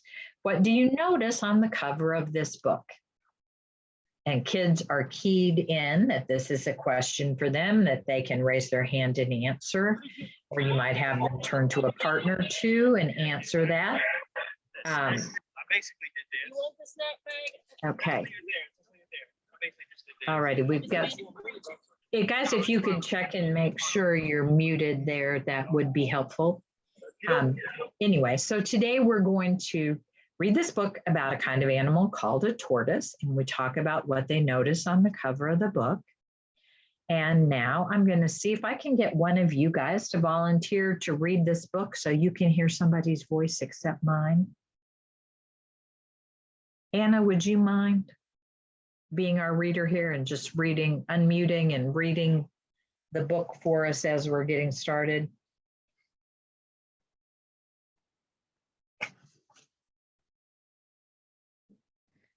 Sure. So look at the body of a tortoise. The word tortoise sounds like tortoise. You will see lots of different parts. These parts are called structures. Okay. And you can continue on here. Each structure has a shape. Each structure is good for doing something. A tortoise uses different structures to do different things. Structure. A tortoise has a beaky mouth, and then it points to the beaky mouth. What the structure can do. The beaky mouth is good for biting leaves. Okay. Now, each Amplify science unit has a special skill, sense-making strategy that is taught. And in this unit, it is visualizing. And so at this point, we tell kids that visualizing is just like making a little picture or movie of something in your mind to kind of imprint it. So we're going to look and discuss what's that beaky mouth look like. And then we're going to ask kids to visualize that by closing their eyes. So now we're going to ask them to close their eyes and visualize the tortoise using its beaky mouth to bite off leaves. Okay. So you probably got kids who their eyes may be closed, but their mouth is probably working and they're imagining how the animal's using that kind of structure. Okay, so at that point, we might ask kids to share, what did you picture in your mind there? What did it look like? You know, what was he doing to get to the leaves? Okay, so Anna, do you mind continuing on reading for us?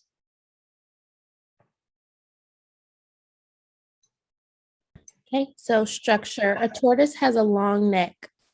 What the structure can do, the long neck is good for reaching up. Okay. So Close your then- eyes and, oh, sorry. No, go ahead. That's good. Go ahead. Close your eyes and visualize the tortoise using its long neck to reach up to get leaves. Okay, so then again, we're asking the kids, think about what you just read, you know, and the structures that were involved. Now he's not only using that beaky mouth, but he's stretching his big long neck to reach up and get leaves. Okay, and then asking kids to share. So what did you visualize when you visualized that the tortoise was using its long neck? So kids might describe he was stretching his neck way out. He was trying really hard to reach something far away. Okay. So as we continue on there, Anna, go ahead if you would, please. Structure. A tortoise has big toenails on each foot. What the structure can do, the toenails are good for digging. The tortoise can dig a hole for its eggs. Okay. And so you're going to have the big book of this book. You're also going to have this big visual with the slides. And if you want to, you've got individual student books of this as well, so that kids can go back through and look for certain things or look up close at pictures later to find different structures and how those help the animals survive. Okay, so go ahead, please. Thank you. The tortoise has a hard shell. The hard shell is good for stopping predators. It is a defense. So then you would stop and say, what is a defense? Okay. A tortoise has legs that can pull underneath its shell. So that's another structure that it has. And what does that structure do? Legs that pull underneath are good for helping him keep safe. That is another defense. So again, we're really giving multiple repetition with some of these words before we've really even introduced them, because we've talked about structure being the tortoise's shell, and structure being their toenails, and structure being their beaky mouth and their long neck. Okay, so then we add and say, well, the tortoise has got eyes. What do you think his eyes are good for? How might they help him survive? So at this point, you've gone through and talked about all of these different parts, all these different body structures. And this would be a good point you could review with the kids about, you know, okay, this hard shell is a structure. How did that structure help him survive? His big toenails are a structure. So you've got lots of opportunities to really be driving home using the word structure in natural conversation and in the book. And then you're going to get out the word card, structure, and say, we've learned as we're reading today that a structure is a part of an object or a living thing that does something. So then you'd say, I'll say structure. Now you say the word structure. Now let's say structure together. Now, can you whisper the word structure to your partner? And so they've had the opportunity to interact with this, hear it in the book, use it in conversation, and then you're ready to add structure onto your vocabulary wall there. Okay, in the second part of this lesson, where we're previewing this as a model lesson, first of all, they read, and now they're getting ready to do a hands-on activity. That's what this little symbol tells you. And they're going to be observing structures that are used to eat. So just like tortoises, we say that humans need to get water, air, and food to survive. So today we're going to keep investigating how humans get food that we need to survive. And in order to do this, we are going to be observing. And observing means to use any of your 5 senses: sight, smell, taste, touch, hearing, and to learn more about something by using your senses. And you're going to get a chance today to use your senses to observe.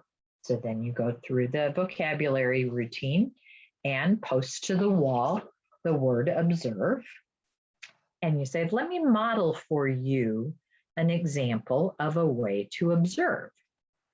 Okay, so I might take a pencil and I'm going to hold the pencil up to model how I might observe this. So first I'm going to use my eyes, and I can see that the pencil is long and thin. I see a lot of yellow, I see some brown and a gray tip. And then I see kind of a pink squishy end at the end. When I feel it, I feel that it's hard, and I feel the end is pointy, okay? And I can feel a little bit of squish left in this poor old eraser, but you model going through, showing kids, here's how we observe using our senses. And are we going to be using our sense of touch? I mean, taste with this? No. And probably not smell. Hopefully their pencil doesn't have a huge amount of smell. So they're going to be, you're modeling how to observe with a pencil before they get a chance to observe using their 5 senses. Now, in this actual activity, you're going to, one thing that is provided by the teacher for this are little baby carrots or a small piece of carrot that each child can observe using all 5 of their senses. So there is also a video here, and that video can be found on the Amplify platform. I'll show you where and towards the end of the session today, but there's a little video in case you had a student who is home and is not able to do, if somebody that was sick or was on homebound, or if we had a period of time when we were still working with kids in a remote situation. There are videos of these activities that you can use too. So here's a little video of someone who is eating a carrot. So now you're going to watch and see how she is eating the carrot. When you're doing this with kids in class, they have little plastic cups in your kit, and you pop a carrot in the plastic cup. Each child gets their own carrot, and partner A eats while partner B observes them eating, and then vice versa, so that they get a chance to be in both roles, eating a carrot and observing the structures and the sounds and the tastes from eating that carrot. So here's a very uninhibited Sophia eating a carrot.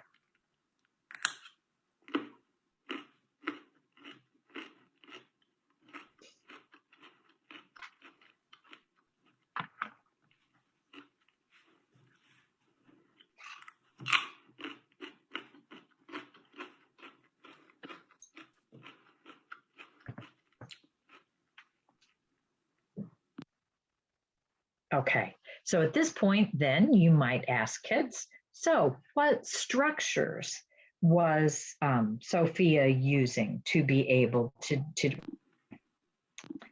it's wanting to play again when I click forward. There we go. Okay, so now you're going to discuss what did they observe and what structures did they see in play. So what did you observe when the person in the video was eating the carrot?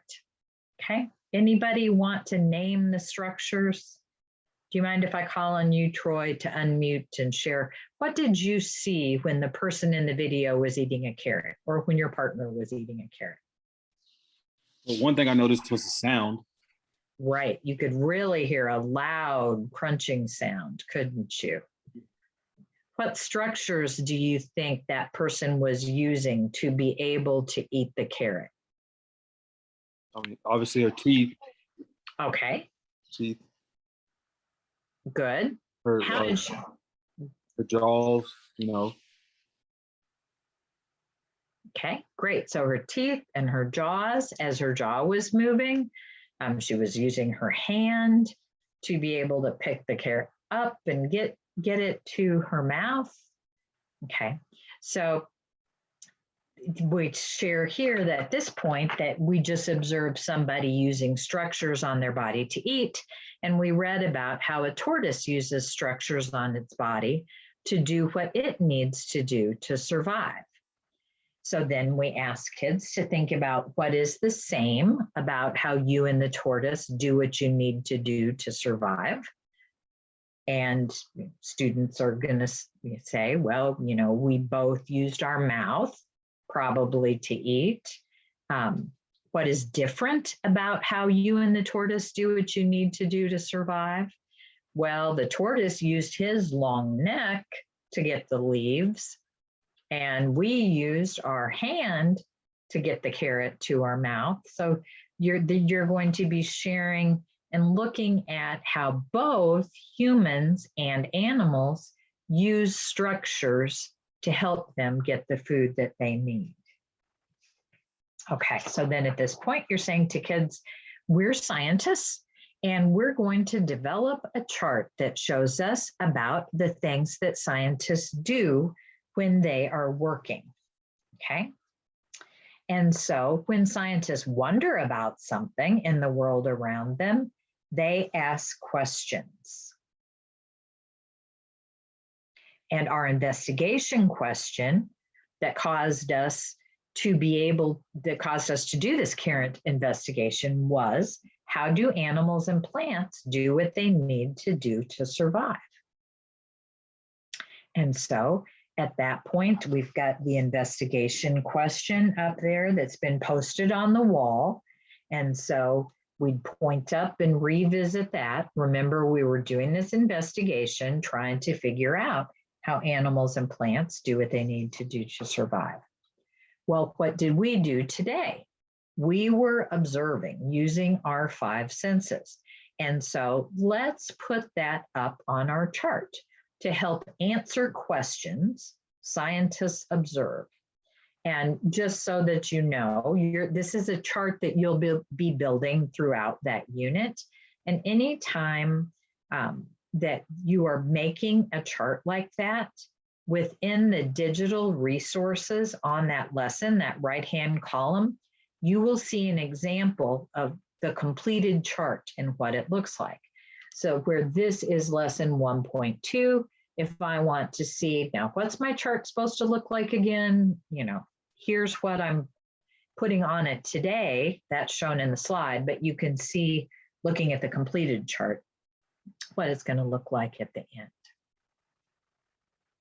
Okay, so then we ask students, so how did we observe like scientists today? You know, we were trying to answer questions by using our 5 senses and collecting information, okay? So that is the end of the lesson there, and there's always a slide like that that shows you. So I'm going to ask you to think back about how you really were, what you think about teaching and learning in Amplify Science at this point. And right before we do that, I want to skip and show something here to 2nd grade teachers. Because as we were looking at the student apps page, that's where we can find the books in digital format that will be in your kits. So if you want to preview any of the books this summer, you can. I'm going to skip down to the first, second grade unit on plant and animal relationships. Because when you open that, there's your student books for second grade in English and in Spanish. And there's also these science practice tools, and it shows you what lesson they'll be using them in. So they do they're learning about what plants need to grow here.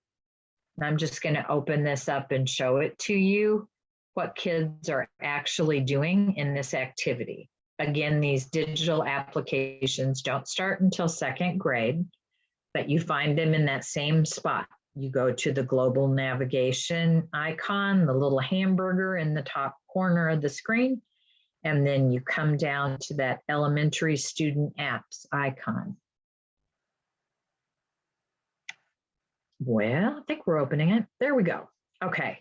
So for example, anytime second grade teachers that you open up one of these digital applications, you can explore how to use it with kids, projecting that and on your screen, or if you project it on a smart screen, kids can actually do things clicking and dragging as a group, or they can be working on their own individual computers or with a partner manipulating this too. You see the instructions for what to do are up here at the top. And it tells you drag each acorn to a place in the park to find out if it can grow into an oak tree there. So then I close out of the instructions. And so for example, here's a little map key. It's showing you that you're in a city park right now, and this is an oak tree, the sidewalk, a grassy area, and the soil. So students can try taking an acorn. Then if they put the acorn on the middle of the sidewalk, is it going to grow? Nope. Okay. So now they can try taking another acorn and putting it on the soil area here. And when they click and drag and let go, voila, it grew because it can get into the soil and get water and air. So they've been learning about plant needs here. And so kids get to experiment with moving the acorn different places and seeing whether or not it could grow into a tree. Okay, so then you can reset. But you as a teacher can be walking around, checking and seeing, asking kids. So if you dropped an acorn, if you didn't want the acorn to grow, where would you put the acorn? Where would the acorn grow that it can get its needs met? So at any rate, I just wanted to show you that in that same place that you are going to be accessing the student books, second grade teachers, that's where you can also preview what's going on with the different digital tools that students are using there. Okay, so I want you to take just a second and turn back to page 6, or scroll down to page 6, and think about, after you saw that model lesson, what else could we add to our teaching and learning chart? What else did you see about the flow of instruction?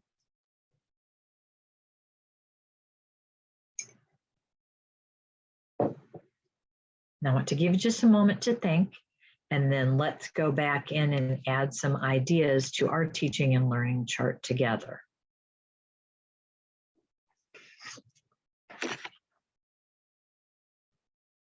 So what would it be like teaching where you've seen the model lesson now?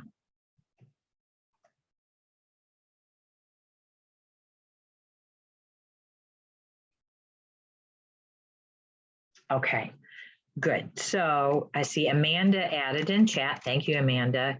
As a teacher, it's very question driven, and that the big questions are broken into manageable chunks.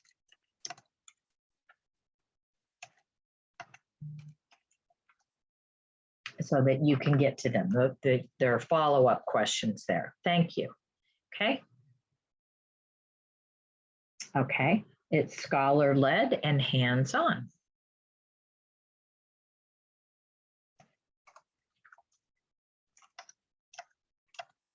Thank you, Anna.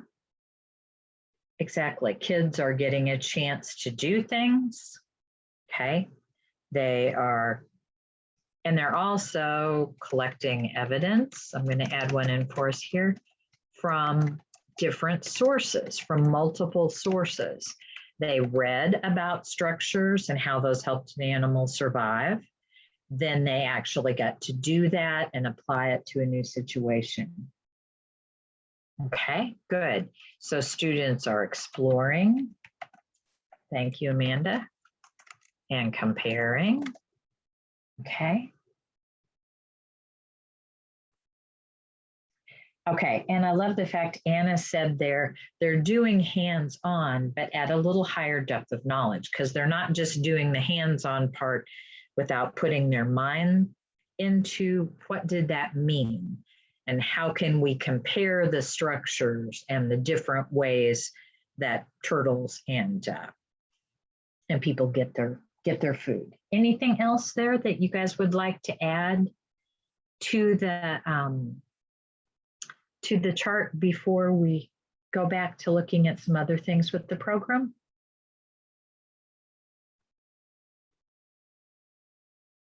Okay. Alrighty, so now as we get into the next part of the day here, we're going to be taking a look at a few more things about the instructional approach and reflecting on those, okay?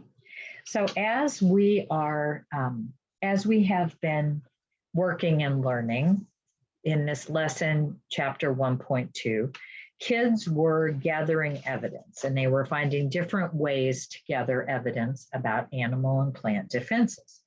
So the phenomena was introduced in lesson 1.1, and then that chapter question, how does Spruce the sea turtle do what she needs to survive? That's introduced. Well, that's a pretty big question. How does Spruce the sea turtle do what she needs to do to survive? So that's kind of broken into this investigation question that we can look at directly with different kinds of plants and animals. And so in order to figure out how animals and plants do what they need to do to survive, we did a couple of different things. We read the book, Tortoise Parts, and talked about that. And then we did a hands-on investigation with the carrot activity, where kids would be observing and thinking about structures and the functions of those structures and comparing those to turtles. And then we were discussing their observations about structures. So kids have gotten evidence from the book, from the hands-on activity, and they've learned from each other during the course of the discussion too. And so you'll see in Amplify that there are different evidence sources presented in every lesson where kids are getting to learn about things from different perspectives, different evidence sources. So I want you to take just a second and think about this question that's on the left of the screen. And how do those two activities, the reading and the hands-on activity, pair together to make for strong instruction? Or you can think about the converse of that. How would this sequence be different if we only read the book, or if we only did the carrot observation?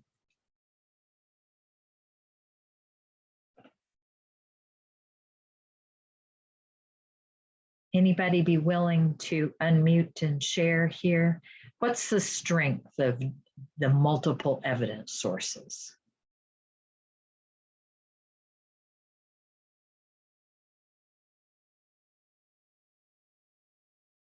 Laura, can I cold call on you to answer there? What do you think is the is the strength of having the reading paired together with the hands-on?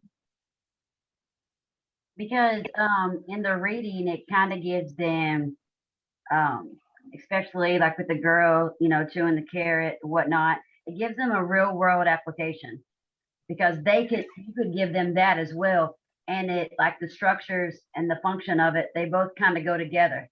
So they're related. Okay, so exactly. When you look at the fact that, like, in the book, they would be learning all about a tortoise, they might not compare that to themselves as easily and look at other examples to get the big picture as they would by pairing it together with the hands-on activity. So it helps them think about structures and functions and meeting basic needs in the context of a different animal, and kind of helps them connect ideas together. Okay. I think one thing I would like to add to this, I think that is a good touch point, is also to get them to think about other ways that we actually use tools that are not part of our body. So for example, we are, as Tori said, we are using our teeth to chew a carrot, but sometimes we use blenders to break carrots down.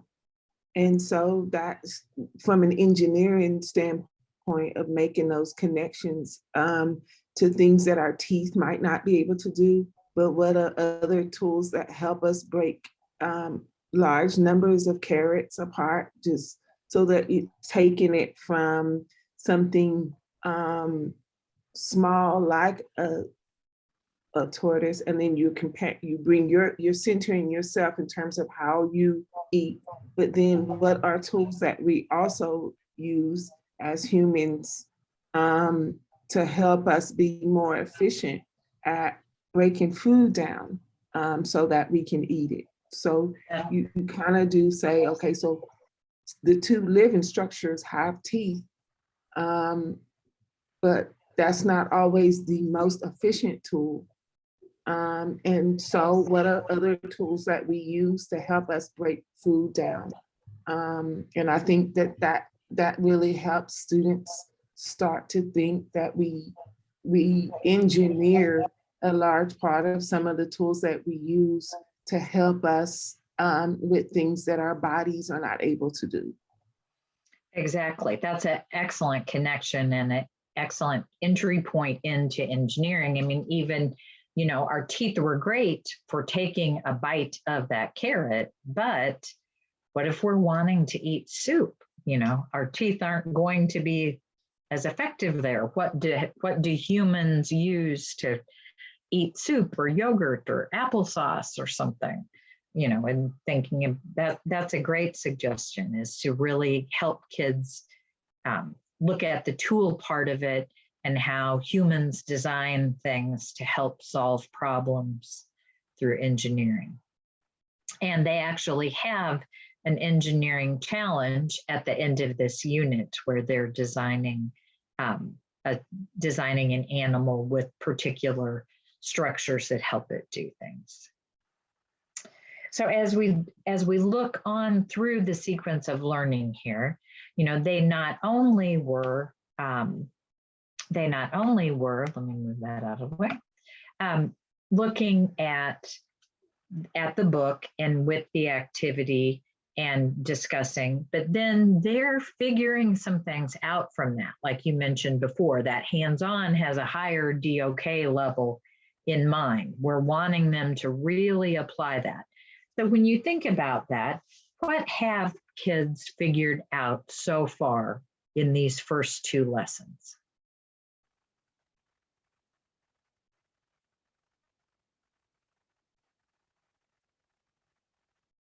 Remember, our investigation question was, how do plants and animals do what they need to do to survive? Well, as they looked through tortoise parts, they were kind of learning that animals have structures, and those structures have a function or a job to help them be able to get and eat food, and that humans do too.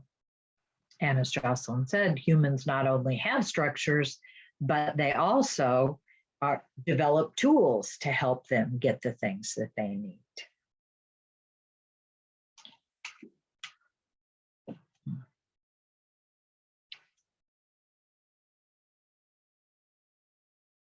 Okay, so in the Amplify approach, not only do kids gather evidence from multiple sources, but they also gather evidence using different modalities, and they do things. There's lots of talk and discussion, as you've mentioned and we've added to our T-chart. They are reading to get evidence. They are writing about what they've learned and learning from each other's writing. And then they do a lot of visualizing. Oftentimes in early grades, they're looking at, just like you saw within that book, where they're reading something and then they're stopping and closing their eyes and picturing what they learned to make a mental picture of it to help that idea really click in. Sometimes they're using visualizations like the digital sorting tool that we looked at for the second grade unit, where they were trying to see where plants and where acorns could grow. So kids are going to be using multiple evidence sources to figure things out, and they're going to always get a chance to use more than one modality in every Amplify lesson, okay? So those evidence sources play a really important role in helping develop strong conceptual understanding. So it's really important to try not to skip activities because they are very thoughtfully sequenced to pair things like reading with doing there. Okay, so I want to show you something that is probably one of my very favorite things on the Amplify platform, and I know David feels that way too. It's called the Coherence flowchart. And what that is it shows a map of student learning that happens. And this document shows each chapter in a one-page document. So you start out with that phenomenon and introducing the chapter question. Then you look at what is it we need to investigate. Next, kids work on collecting multiple sources of evidence during the activities in the lessons. And then from those multiple sources of evidence, they are developing key concepts which help them answer that investigation question. So for example, in this particular chapter, they're figuring out how Spruce does what she needs to do to survive by investigating and looking at this as an evidence source, the book, the hands-on activity, and the discussion. So in the flow chart, all you see is that instead of having the pictures of the activities, they've just substituted text, and they've added into the flow chart the lesson number that occurs in. So this is just kind of a little mini flow chart for lesson 1.2 and 1.3. In 1.2, they read turtle parts and they observe students eating carrots, and they discussed and compared those. Then as they go on to lesson 1.3, they're going to be describing the structures that they saw in more detail. And then they're also going to be watching videos of other examples, plant and animal structures. And then they'll be reading the next book, Spikes, Spines, and Shells, or reading parts of that. That's an informational textbook where they're going to be finding other examples. So the key concept that they are developing from those activities is that animals and plants have structures that help them do what they need to do to survive. And so in K and 1, you co-construct those key concepts, eliciting the information from the children. So what did we find out that animals and plants do to be able to survive? What do they have that's going to help them?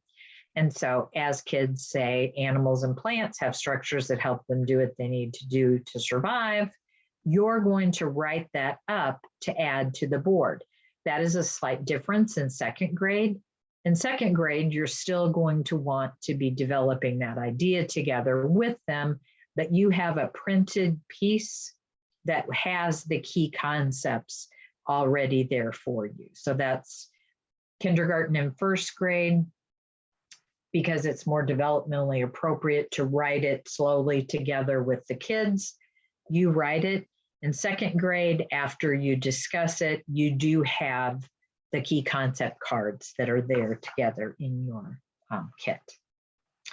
So as you're looking at that coherence flow chart, we know that the goal of developing those key concepts is really to go back to helping to explain that chapter phenomenon.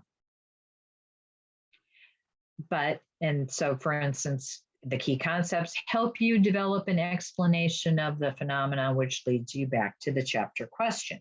However, sometimes after you finish investigating one investigation question, it may still lead you to wonder about other things. So here's that in lesson 1.2 and 1.3. We found out that animals and plants have structures that help them do what they need to do to survive, but that sort of doesn't answer the whole question of how they survive, because we haven't so far thought about predators, or do they have any way to escape? How do they move around? And so it may lead to needing to develop another investigation question, collect more evidence, and develop more key concepts to totally get to explaining that chapter phenomenon.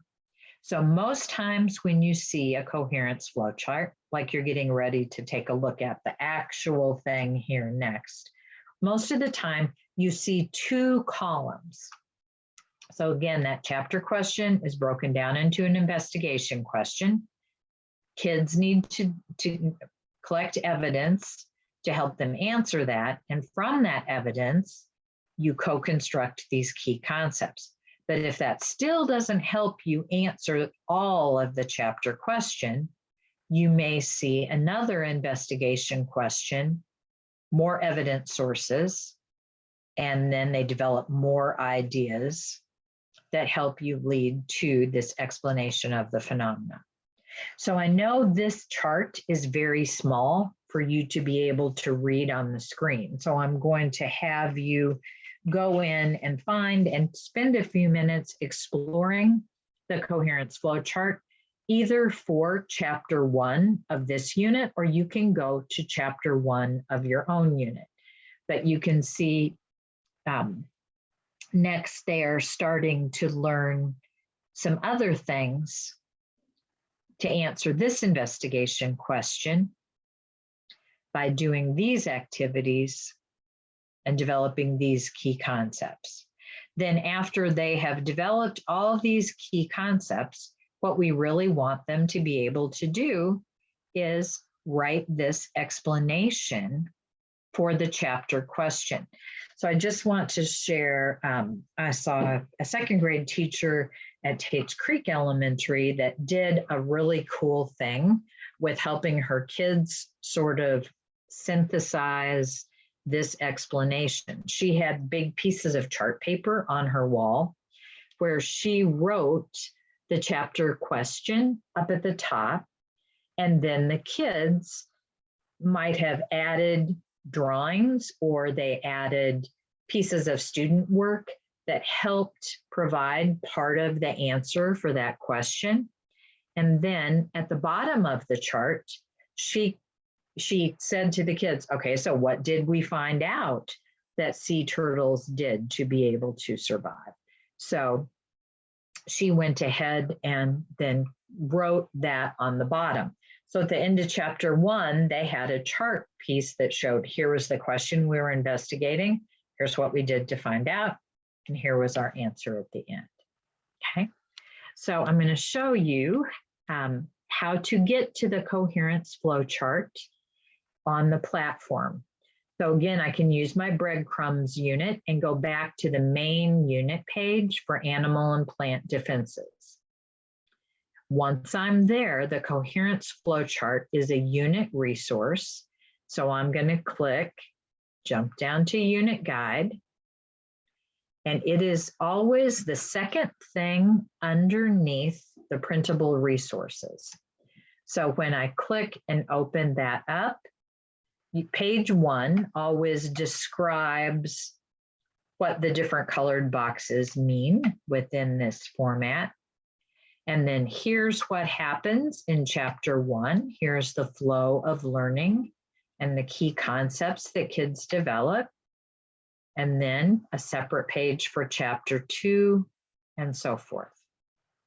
So I want to give you just a couple of minutes to go in to your unit. Go back into your unit again, and you can find, as you click jump down to unit guide, you're going to see the coherence flow chart there that you can explore. So let's take just a minute to go ahead and do that. And think about how that coherence flow chart might be helpful to you in thinking about and summarizing student learning throughout chapter 1.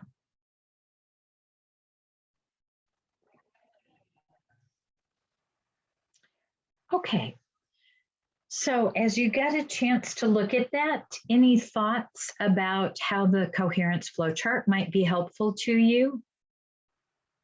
Would anybody like to share?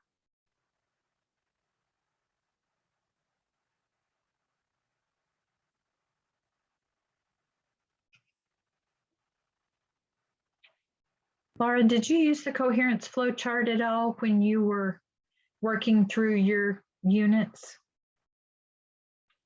You had did a training, you had came in and showed us because we were saying that we couldn't get in, we couldn't get all the lessons in. So you showed us a flow chart that said what we had to do and what could be optional to make it easy. You could see those prioritized evidence sources and opportunities there. Right, that's true. And I know a lot as David and I got to visit schools, and we'll have the opportunity to come out to Cartergy and get to work with you guys and make sure you're finding everything you need and share with you in further sessions. We can look some more at more of the unit resources.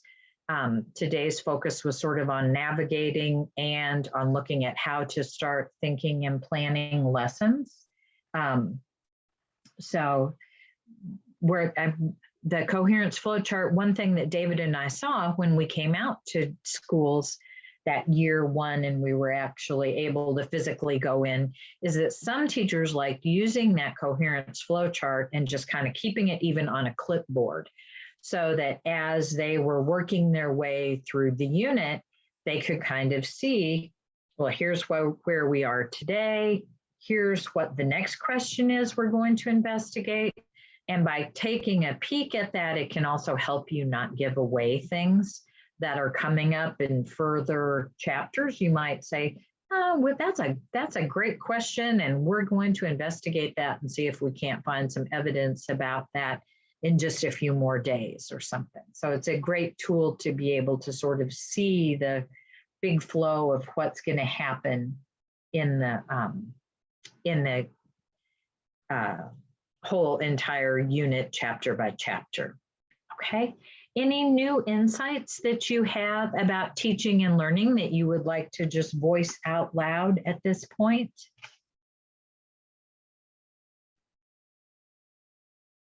We're going to be teaching multimodally, and kids are going to get the opportunity to learn multimodally with different evidence sources. I think that's a real important thing. You guys had already mentioned question-driven and that there was a lot of discovery for students. Okay. Anything else you'd like to add at this point? or any questions? Okay. I want to share with you quickly a few additional program resources, and these are things that we'll get a chance to explore later on together as well. On that unit guide where we clicked jump down and then we went in and we looked at the unit map, and that's also where we found the coherence flowchart.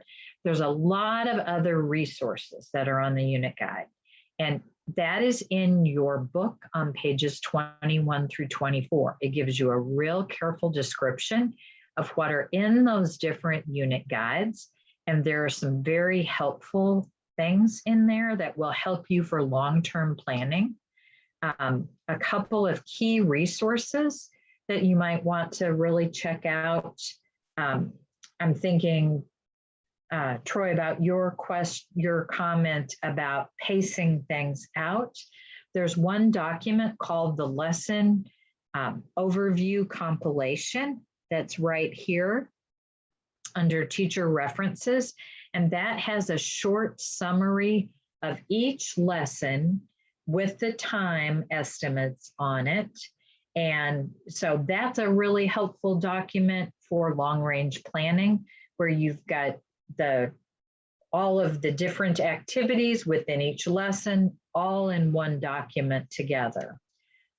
There is something that's called Books in this unit for K and 1 that gives you an overview of all the books. The progress build is something that describes the key science ideas that are built throughout the unit. So there's a wealth of resources in there to explore kind of at your own speed. And those pages in your unit and your participant notebook will help you find out what's in each of those. There's also an area that's on the, called the Program Hub. And I want to take you into the Program Hub just briefly to show you some new resources that have been added in there so that you're aware of what's there. And you can explore that. Since we're getting very close on our time here, we'll let you explore that a bit later. But when you click on that global navigation icon, remember that's where we scrolled down and got to the books and the second grade digital science tools. But if you go all the way to the bottom, you're going to see this little chart tablet there with the Science Program Hub. And there's all kinds of different materials there. I want to highlight, if you use the remote learning resources, those were located up here. But there's a bunch of additional stuff that has been added during the course of the spring. If you click on that additional unit materials and then click on your grade level, it will pop up and show you, again, all of the different units that you have.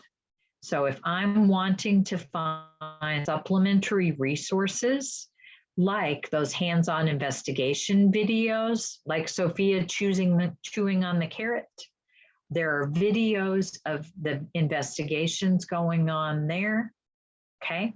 There are also, if you go to this tab, read aloud videos, okay, where you can download a playlist in English and in Spanish, okay?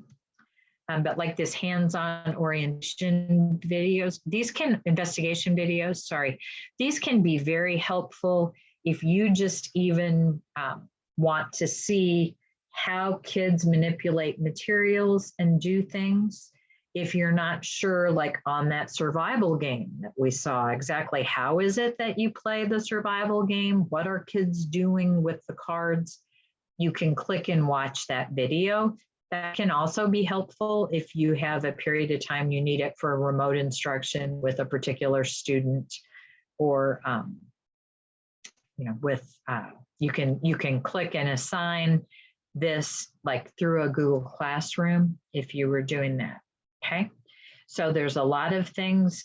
There's hands-on investigation videos. There's read aloud videos. There are unit extensions. And there's some things that will help orient you to the unit. Okay, little videos that will help orient you to the unit as well.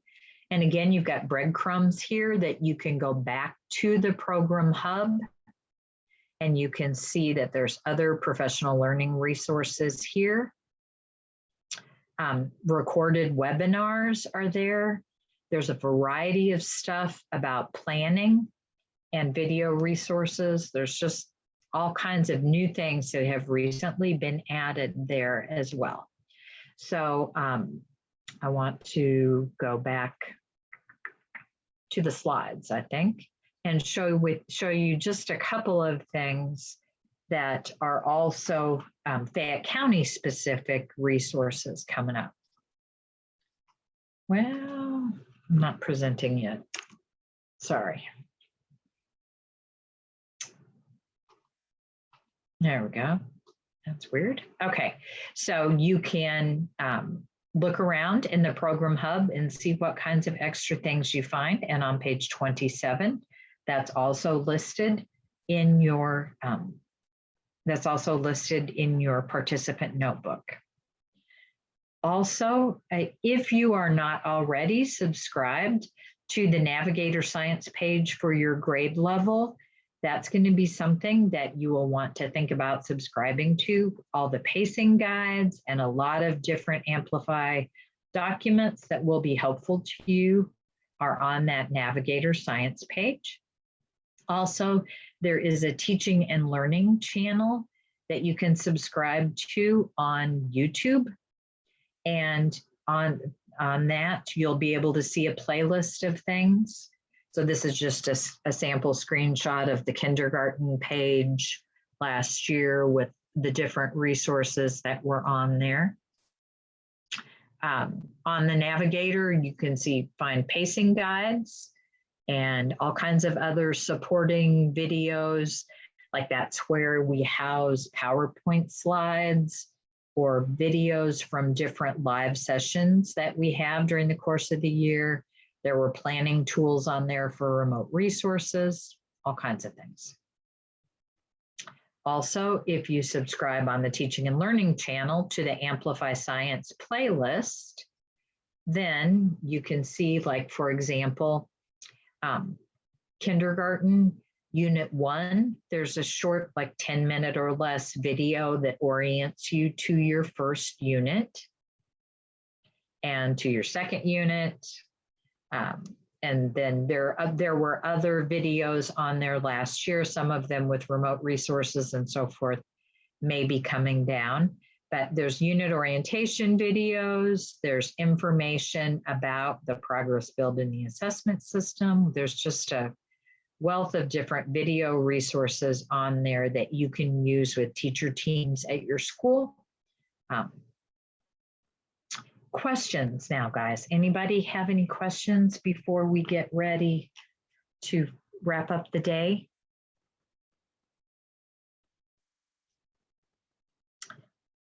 In your booklet on page 28, you can see that there's an 800 number, the little Amplify chat feature. You see this little icon in the bottom corner of your screen anytime you are on the Amplify platform.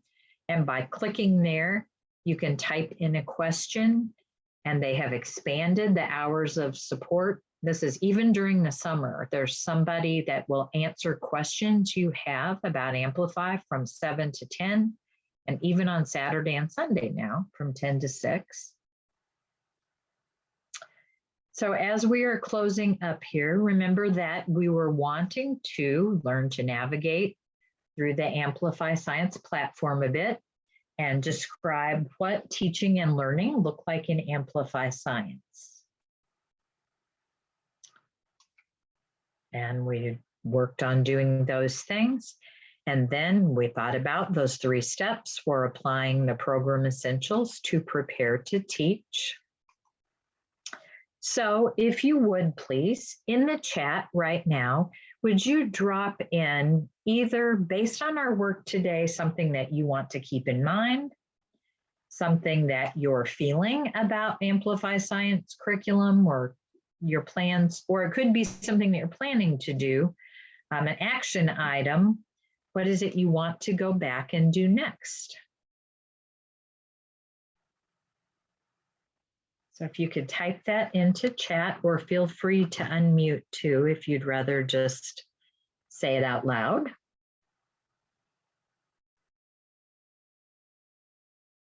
So head, I'll say something I keep in mind is that I really like the timing of the lessons, and then I'm excited for the Google Doc version, the Google Slides version instead of PowerPoint. Heart, something you're feeling excited for the new year, excited to work with Amplify. And then feet, something you're planning to do. Hit the ground running with lesson planning and use the tools and resources from Amplify to help engage my scholars. Okay, great. And thank you, Anna. And we'll have the opportunity to work together or plan together. And I know that in a short 3-hour workshop, we had to focus just on a few things with navigating and looking at how to do lesson planning today. So I'll be able to come out and help answer questions, and I can even sit down with you guys grade level by grade level. David will be sending out this fall an opportunity for you to sign up for me to come make a school visit, and I can, during your planning time, sit and chat with you about how things are going and answer questions, hopefully face to face. So, okay, Pete, visiting schools and teachers, yeah. Okay, David, I see yours. You're anxious to get started with a more normal school year. Here's hoping. Okay, I am going to drop into the chat right now a link for a survey that we would like for you to let us know about your experience today. They have, you're going to select my name.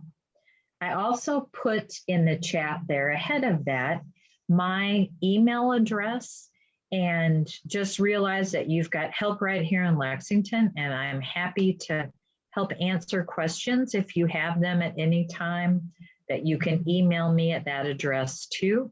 That you're going to select my name, Patty Works, and then the workshop was Navigating Program Essentials, and the modality was, of course, remote. But you can either with your phone pick up the QR code and answer the survey that way, or you can click on the link in the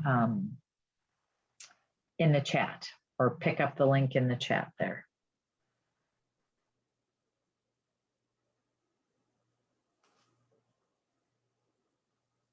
So if you guys would do that, I'm happy to stick around and answer any questions or other things that you'd like to discuss as you're processing today.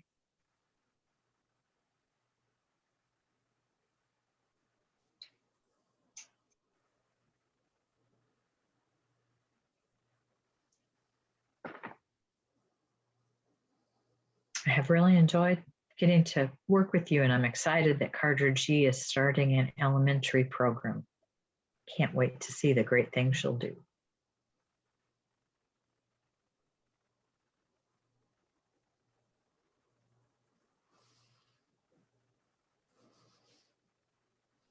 I'm sorry. What did you say the session title was, please? It's Navigating Program Essentials. Okay. K1. It says K1. We were K2 because we added in some stuff with second grade, but the actual workshop title there. Okay, so the K1 Navigating Program Essentials. Thank you. Yes, you bet.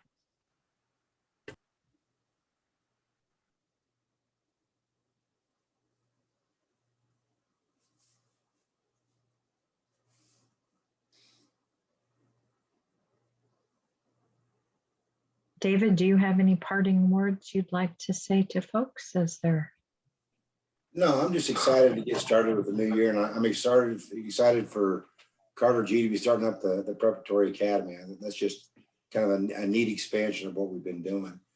Probably the big thing for you guys is if at any time you get a little lost in something or need a little help or just want us to come out and watch, we are more than happy to do that. We're there to help you out. We're not there to judge or critique or anything else. We're support people. And that's one of the things I absolutely love about my job is getting to go out and work with teachers and kids and do a little bit of science. So don't hesitate. We're happy to be there. Yeah, it's lots of fun for us to get to join you, and don't be intimidated at all, because we're just wanting to help show you where things are. And I know during the first year of implementation, I think one thing that was really helpful was we could share things from one school to the next. And sometimes one middle school teacher would share a format that they were using that we would share that out with science teachers. And then everybody across the county is benefiting from different things that you guys are doing in your classrooms. So it kind of helps to not have people feel as isolated when we can share all the great things that you're doing.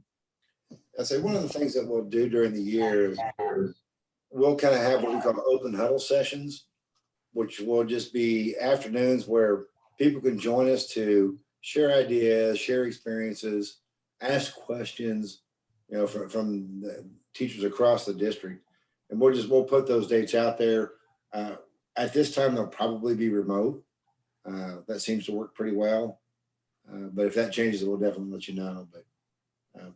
But that's another handy little thing. In addition to, I'll be sending you guys an email with links to the Navigator and to our YouTube channel. And there's tons of videos that we've produced over the last year that people really seem to enjoy also. And it's helpful.